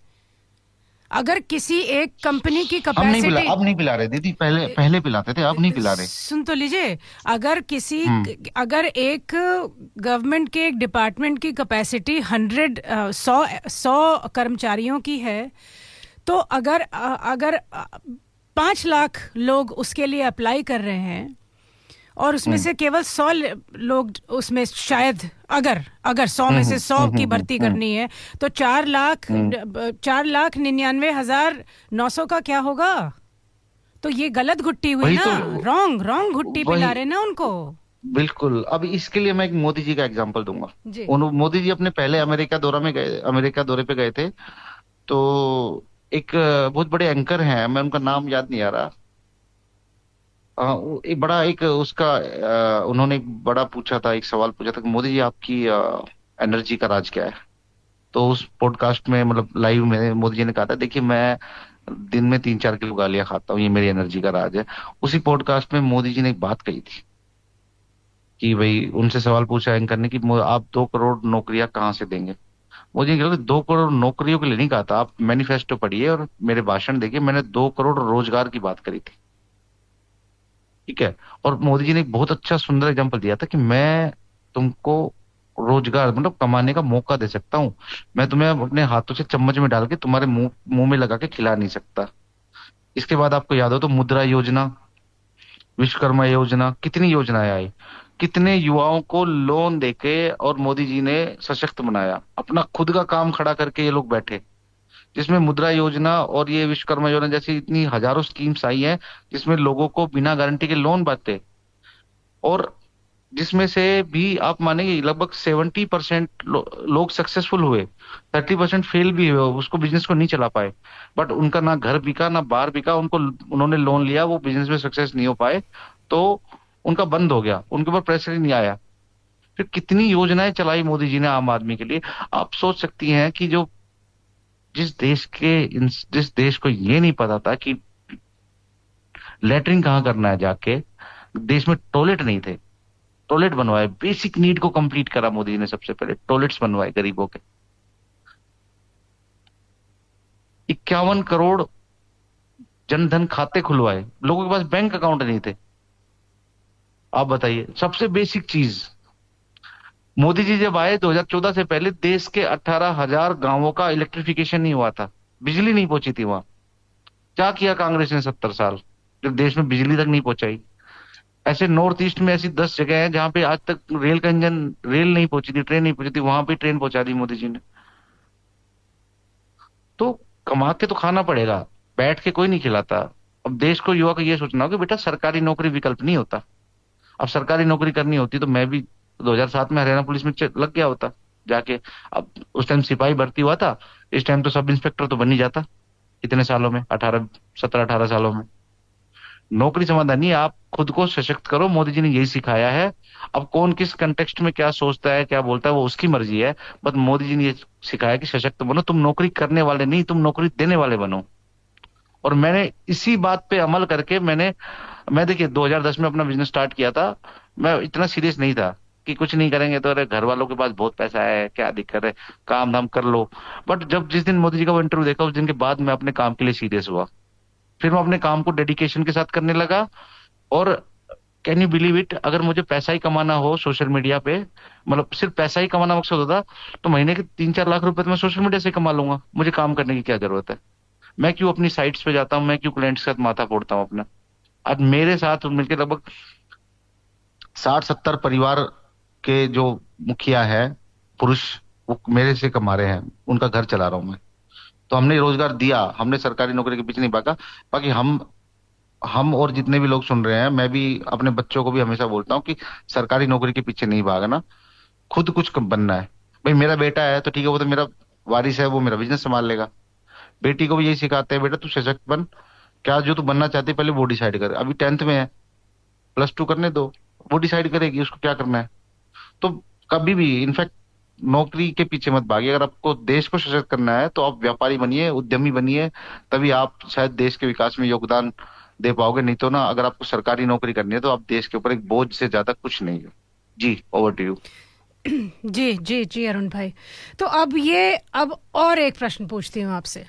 जो जी। ये लगातार फेक नैरेटिव गढ़े जा रहे हैं, झूठ पे झूठ पे झूठ पे झूठ, इसको हमारे युवा कैसे देख रहे हैं और आपका क्या योगदान रहता है उसमें, और आपकी कितनी बुलंद आपकी आवाज़ है जो पहुंच रही है, सुनी जा रही है? आपको उदाहरण के रूप में आपको बताऊं, कितना बड़ा झूठ ये गढ़ रहे हैं, और पंजाब को लेके कितना बड़ा झूठ बोला जा रहा है, और बड़े बड़े जैसे आपने बताया ब्लू टिक लिए वाले हैंडल बैठे हुए हैं, वो भी उस झूठ को आगे बढ़ा रहे हैं। उसको हमारे युवा कैसे देख रहे हैं? क्या on the spot fact check हो रहे हैं क्या? और जैसे आपसे पहले पूछा कि आपका क्या, आप जैसे हैंडल्स जो हैं, आप लोगों का क्या योगदान रहता है? और उसके पहले बताइए कि जो ये फेक नैरेटिव्स फैलाए जा रहे हैं डेली, और एक दिन में तो कई बार ऐसा होता है आपस में कंपटीशन हो जाता है इन लोगों का कि एक दिन में कौन सा व्यक्ति कितने झूठ फैलाएगा, तो वो कृपया बताएं। इसका फैक्ट चेक एक ही है जी। अभी तो खैर देखिए, मैंने बहुत कम कर दिया ये फैक्ट चेक वगैरह का काम, क्योंकि नहीं आपसे नहीं पूछ रही हूँ, आपके लिए नहीं पूछ रही। मेरी एक टीम है जी। मेरी एक टीम है जो यही काम करती है। हम लोगों ने ट्रेंड्स चलाए, बहुत सारे ट्रेंड्स चलाए, उल्टे सीधे सब ट्रेंड्स चलाए हमने यदमुल्ला वर्ड को फेमस कर दिया, इतना फेमस कर दिया कि आज मैं कुछ भी ना करूं तो यदमुल्ला पूरी दुनिया बोल रही है। लेकिन नैरेटिव, क्योंकि एक्चुअल जो सोशल मीडिया से लेके देश का जो माहौल होता है वो नैरेटिव से ही तय किया जाता है। फॉर एग्जाम्पल, कांग्रेस क्या करती है, एक उनकी जो सबसे बड़ी हैंडल है सुप्रिया जी, जो कांग्रेस आईडी संभालते हैं, इनका काम है टोटल झूठ बोलना, और विद इन आवर्स उस नैरेटिव को तोड़ना। देखिए, बीजेपी आईटी सेल टेक्निकली कुछ नहीं करता, उसके नैरेटिव को तोड़ने के लिए सबसे पहले मैं कहता हूं प्राउडली कि मेरी एक टीम है, वो खड़ी होती है उस नैरेटिव को लेके, जिसमें मेरी टीम के बड़े बड़े सीनियर और समझदार और थिंकर्स हैं, बहुत बड़े बड़े थिंक टैंक हैं। उनको सीधा मैटर देते हैं, यार देखो, हमें बीजेपी कुछ नहीं देती, ना हमें कुछ चाहिए, हम सब पढ़े लिखे और सब उस तरह के लोग हैं कि हम आत्मनिर्भर हैं। उस टीम को दिया जाता है, भाई ये इसका फैक्ट चेक करके ना इसका फटाफट तामझाम निकालो क्या है। तो विद इन आवर्स, कुछ घंटों में ही उस नैरेटिव को तोड़ दिया जाता है कि हाँ झूठ। फॉर एग्जाम्पल, अखिलेश यादव का काम है 24 घंटे झूठ बोलना, वो हर चीज को अपना दिखाता है, वो हर चीज को डिफेंड करता है, मतलब हर कोई कुछ नया बना दिया तो हमारा था, फिर उसका फैक्ट चेक करते हैं। तो ये फैक्ट चेक करने का काम जो करते हैं ना एक्चुअल में, वो रियल सनातनी लोग हैं, और ऐसे लोगों को जोड़ने में बड़ी मेहनत लगती है। तो सारा नैरेटिव आ रही है। कई बार मैं आपको हंसी आएगी, आपको ने सुना होगा कि एक मध्य प्रदेश के धाकड़ जी का बहुत बड़ा किस्सा सोशल मीडिया में चला था। तो उसको नैरेटिव को मगर चलो ठीक है, एक छोटा सा हम लोग प्रैक्टिकल करते हैं कि भाई इसको कैसे खत्म करें, जरा एक सैंपल दिखाते हैं। तो हमने एक कैरेक्टर तैयार किया, लुबना कुरैशी, और उसको कांग्रेस से कनेक्ट कर दिया। ये मुद्दा आप बिलीव करेंगे, विद इन सिंगल डे वो मुद्दा खत्म हो गया था सोशल मीडिया से। तो नैरेटिव तो बनाना और बिगाड़ना हम लोगों के हाथ में ही है। हाँ, आप थोड़ा सा अपना काम में भी बिजी है तो नहीं देता, बीजेपी अपने आप देखेगी। बाकी बीजेपी की नजर में आ गए हैं, देखते हैं आगे वो क्या करते हैं हमारे लिए। जी। तो जो प्रश्न आपसे पूछा था वो ये था कि हमारे युवा ये जो फेक नैरेटिव्स हैं उनको कैसे देख रहे हैं, क्या कुछ बदलाव हो रहा है कि आपको लगता है कि जो ये झूठ फैलाया जा रहा है वो उससे ऊपर उठ चुके हैं, उनको कोई फर्क नहीं पड़ता, या आपको लगता है कि वो उनकी जो सोच है उसमें बदलाव आ सकता है या आ रहा है, या मतलब कुछ इफेक्ट हो पाता है उनके ऊपर जो ये झूठ? बिल्कुल हो पाता है, इफेक्ट होता है। हम उस चीज को फैक्ट चेक करके देते हैं और विद प्रूफ देते हैं, और युवा को पता है। एक्चुअली युवा विचलित हो जाता है छोटी सी बात पे। फॉर जैसे कोई डिसीजन है मोदी जी का, लाइक फैक्ट चेक कर दिया कि भाई जातिगत जनगणना के पीछे इन्होंने हल्ला मचाया 2024 लोकसभा चुनाव में, तो फिर मोदी जी ने एक दिन ऑपरेशन सिंदूर के दौरान अचानक से खबर आई कि भी जातिगत जनगणना सरकार कराएगी। अब युवा विचलित होगा, क्या मोदी जी तो मना कर रहे थे, राहुल की बातों में आ गए। फिर उस नैरेटिव को दोबारा से लोगों को समझाया, मतलब भाई अभी 2 घंटे तो अगर तुम किसी को चीज को समझाने बैठोगे तो कुछ नहीं हो पाएगा। फिर उसके लिए एक स्पेशल मेरे जैसा एक वीडियो मैंने भी बनाया था, और 1-2 मेरी टीम ने भी वीडियो बनाए थे। उनको 3 से 4 मिनट के वीडियो में चीजों को समझाया कि जातिगत जनगणना करने में बुराई नहीं है, लेकिन जैसे हिंदुओं की जातिगत जनगणना होगी उसी तरह मुस्लिमों की भी जातिगत जनगणना होगी, और देश में बैठे हुए घुसपैठियों को निकालने के लिए सरकार एनआरसी टाइप का ये कदम होगा। लोगों को अगर युवाओं को समझाया जाए ना, वो बहुत इजीली समझ जाते हैं कि हाँ ये था, खेल खेलना होता है। और देखिए मोदी जी से बड़ा कौन पॉलिटिशियन और कौन है उनसे बड़ा दिमाग वाला आदमी बताओ? तो युवा समझदार है, इतना कहना पड़ेगा। अगर उनको ठीक से समझाया जाए, नैरेटिव्स को बताया जाए कि ये नैरेटिव इस किस लिए गढ़ा गया था, इसमें झूठ कितना है सच कितना है, अगर उनको बताया जाए, ये काम हम जैसे लोगों का ही है टेक्निकली। तो अब किसी नैरेटिव के लिए मोदी जी थोड़ी ट्वीट करेंगे छोटी सी बात के पीछे, ये काम तो हम जैसे लोगों का है। हम देखिए लास्ट ईयर अक्टूबर में मेरे सिर्फ 1300 फॉलोअर थे, 1300 ओनली। आज 62,000 है। तो पता नहीं क्या क्या कांड करके, क्या क्या झूठ मतलब सच बोल के, क्या क्या फैक्ट चेक करके मैं यहाँ पहुंचा हूँ। तो सबसे पहले जिम्मेदारी तो मेरी बनती है, क्योंकि ट्विटर के ऊपर और ट्विटर एक्स पे कभी भी ना इतना जल्दी फॉलोअर्स किसी के नहीं बढ़ते। युवा समझता है, समझदार है, नैरेटिव गलत सेट करने की कोशिश की जाती है, लेकिन उसको ब्रेक कर दिया जाता है हाथ के हाथ हम जैसे लोगों के द्वारा। ओके, अब अंतिम प्रश्न आपसे पूछ रही हूँ। ये बताइए कि हमारे जो युवा हैं और जो हमारा नेतृत्व है अभी आपके पास भारत में, वो कहते हैं कि वो आकांक्षाओं का भारत है, और ये जो भी पढ़ाई, जो भी माध्यम हैं, जो भी बच्चों को दी गई, ऐसा बताते हैं कि 70% बच्चे अनएम्प्लॉयबल हैं, और वही कभी धरनों पे बैठ जाएंगे, नौकरी नहीं है, नौकरी नहीं है, नौकरी नहीं है। उनसे पूछा गया आपने क्या पढ़ाई करी, उन्होंने बोला MBA पढ़ा है। और ये लाइव ऑन एयर है, ऐसा नहीं है हम अपने मनगढ़ंत कुछ बोल रहे हैं, ये टीवी चैनल्स जो मेन स्ट्रीम मीडिया है उसका बता रही हूँ। तो उनसे पूछा गया कि भाई आप बताइए कि MBA बताइए, MBA का फुल फॉर्म बताइए, वो नहीं बता पाए। तो अगर ये सिचुएशन है तो प्रश्न 1, अगर 70% जो बच्चों ने पढ़ाई करी है उनको अनएम्प्लॉयबल बताया जा रहा है क्योंकि वो पढ़ाई पर्याप्त नहीं है। 2, ये जो सरकारी नौकरी का जो एक अजीब सी एक जो दीवानगी है, और अभी हम लोग ने डिस्कस कर लिया कि ऐसा तो कोई इस पृथ्वी पर तो नहीं है, कहीं और हो तो मालूम नहीं, किसी और लोक में ऐसा देश जो जिसके पास इतनी सरकारी नौकरियां हो। 1.5 बिलियन हम लोग पहुंचने वाले हैं। और जो तीसरा प्रश्न है उसी से जुड़ा हुआ कि अगर जो ये आकांक्षाओं का देश है तो ये हम कैसे पहुंचेंगे वहाँ पर, और युवाओं का क्या योगदान होगा, और हम जब मिल के एक साथ ना आगे बढ़े और अगर रीलों में ही खोए रहे, और जैसा आपने शुरुआत जहाँ से करी थी अपने बातचीत की कि 2-2 बजे तक हमारे युवा जो है रीलें देख रहे हैं, पार्टियां कर रहे हैं और एक अमेरिकन लाइफस्टाइल जी रहे हैं, और हम लोग सब लोग जानते हैं कि हम लोग एक सिविलाइजेशन है और हम लोग उसकी कॉपी कर रहे हैं जो एक देश भी नहीं है आज तक। तो प्लीज़ कृपया इन तीनों प्रश्नों का आप चलते चलते ये आपसे अंतिम प्रश्न आपके समक्ष रख रही हूँ। जी। देखिए, युवा को सबसे पहले तो युवा को सोचना शुरू करना होगा। पहली बात है कि तुम क्या हो, तुम्हें क्या करना है। सरकारी नौकरी के जो एक भ्रमजाल, जो मकड़जाल उस हमारी जनरेशन में जो घुसा रखा था, उसको उसे बाहर निकलना है कि भाई सरकारी नौकरी कुछ नहीं होती। ठीक है, सरकारी नौकरी आपको निकम्मा ही बनाती है। बनना है तो आईएएस बनो, आईपीएस बनो। पहली बात तो ये। दूसरी बात ये, सरकारी नौकरी नहीं मिलती है तो आपके पास हजारों ऑप्शंस हैं। नौकरी हो गई, प्राइवेट नौकरी अब होता है, खुद का बिजनेस कर सकते हैं। देश की तरक्की में योगदान कैसे होगा? देश की तरक्की में योगदान होगा सही लोगों को चुनकर, और देश में जाति पाति से हट के काम करो। ठीक है, काम करो ऐसा कि भाई दिखे।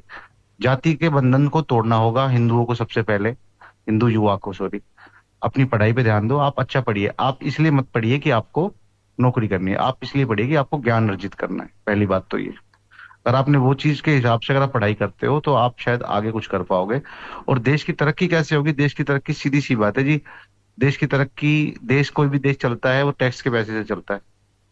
आप इनकम टैक्स पे, हमारे देश में कितने इनकम टैक्स पेयर है आप बताइए? कांग्रेस आने से पहले 6 करोड़ कुछ लाख लोग टैक्स पे करते थे। अब ये बढ़ के लगभग डबल से ज्यादा हो गया पिछले 11 साल में। तो देश की तरक्की भी युवा तो अपना सिर्फ टैक्स से ही नहीं, देश के सनातन संस्कृति को, देश की जो हमारे देश की जो क्या बोलते हैं वो उन्नत, और वो क्या है उसको क्या बोलते हैं कि लाइक समृद्ध समृद्ध हमारी संस्कृति है, उसको आगे बढ़ा के ही देश को थोड़ा, देश की तरक्की में योगदान दे सकता है। बाकी तो मोदी जी संभाल ही लेंगे। जी चलिए अरुण भाई, आज आप कार्यक्रम से जुड़े, बड़ी सारी आपसे बातें हुई, कुछ शायद प्रश्न अधूरे रह गए, और यहाँ पर प्रतिक्रिया भी बहुत आ रही है लोगों की, और इस समय बहुत लोग हम आपको सुन रहे हैं। बहुत अच्छी बात है ये। तो आप क्या कोई चलते चलते क्या कोई आप हमारे युवाओं को, अपने मित्रों को, क्या आप कोई कुछ मैसेज देना चाहेंगे? अगर मेरे मित्र सुन रहे हैं तो उनको बताना चाहूंगा कि ये आपसे बात करना एक बहुत बड़े सौभाग्य की बात रही। मैंने कभी एक्सपेक्ट नहीं किया था। दूसरी बात ये कि भाई मैं अपने धर्म के लिए किसी से भी लड़ जाऊंगा। ठीक है, और जितना हो सकता है देश की तरक्की में योगदान, मैं सबकी मदद करना चाहूंगा जो जरूरतमंद है। ठीक है, अब रही बात ये जो सुन रहे हैं, क्या कहूँ, आई एम स्पीचलेस एक्चुअली। आपसे बात करके ही मुझे इतनी एनर्जी मिली है आज कि कई दिनों के लिए मैं चार्ज हो गया हूँ। डेफिनेटली हम लोग बात करते रहेंगे जी। बाकी हाँ, देश के लिए देखिए, देश है तो सब कुछ है जी। और देश के लिए जीना सीखिए मोदी जी की तरह, और कुछ नहीं। मैं तो मेरे आपके सेकंड क्वेश्चन का जो मेरा सिर्फ एक ही जवाब है, देखिए जी, मैं मोदी जी के पद चिन्हों पे चलूंगा, बस बात खत्म। इसके लिए मेरे पास कोई एक्सप्लेनेशन नहीं है, कुछ नहीं है। मैं अपने प्रधान सेवक, हमारे प्रधानमंत्री जी के पद चिन्हों पे ही मुझे चलना है, बस। और क्या उसमें ना आपको उसमें कुछ कहना ही नहीं है अरुण भाई। बात सिर्फ ये होती है कि हम अपने जीवन में एक आइडियल को चूज करते हैं, वो आपने चूज कर लिया, बस। जी बिल्कुल जी। मेरा आइडियल कोई नहीं था। मेरा आइडियल जब मैंने मोदी जी को देखा, समझा, और ऐसा नहीं है कि वो प्रधानमंत्री, नहीं, ऐसा नहीं था कि उनको देखते ही मैं वो हो गया, नहीं। जो प्रधानमंत्री बने, 1 साल तक मैंने उनको बहुत अच्छी तरह से ऑब्जर्व किया, फिर मैं मोदी भक्त बना। ये इंसान वो है जिसकी तलाश थी देश को 70 साल में कहाँ था। अगर मोदी जी आज से 200 साल पहले पैदा हो गए होते ना, तो बिलीव मी, अंग्रेज आज अपनी आजादी की भीख मांग रहे होते भारत वालों से। जी जी जी। चलिए अरुण भाई, एक बार फिर से आपको बहुत बहुत आपको प्रणाम। जय श्री राम और वंदे मातरम। जय हिंद, जय भारत, नमस्कार। जी बहुत बहुत धन्यवाद आपका पन्ना जी। सभी सुनने वालों को मेरी तरफ से जय श्री राम, हर महादेव।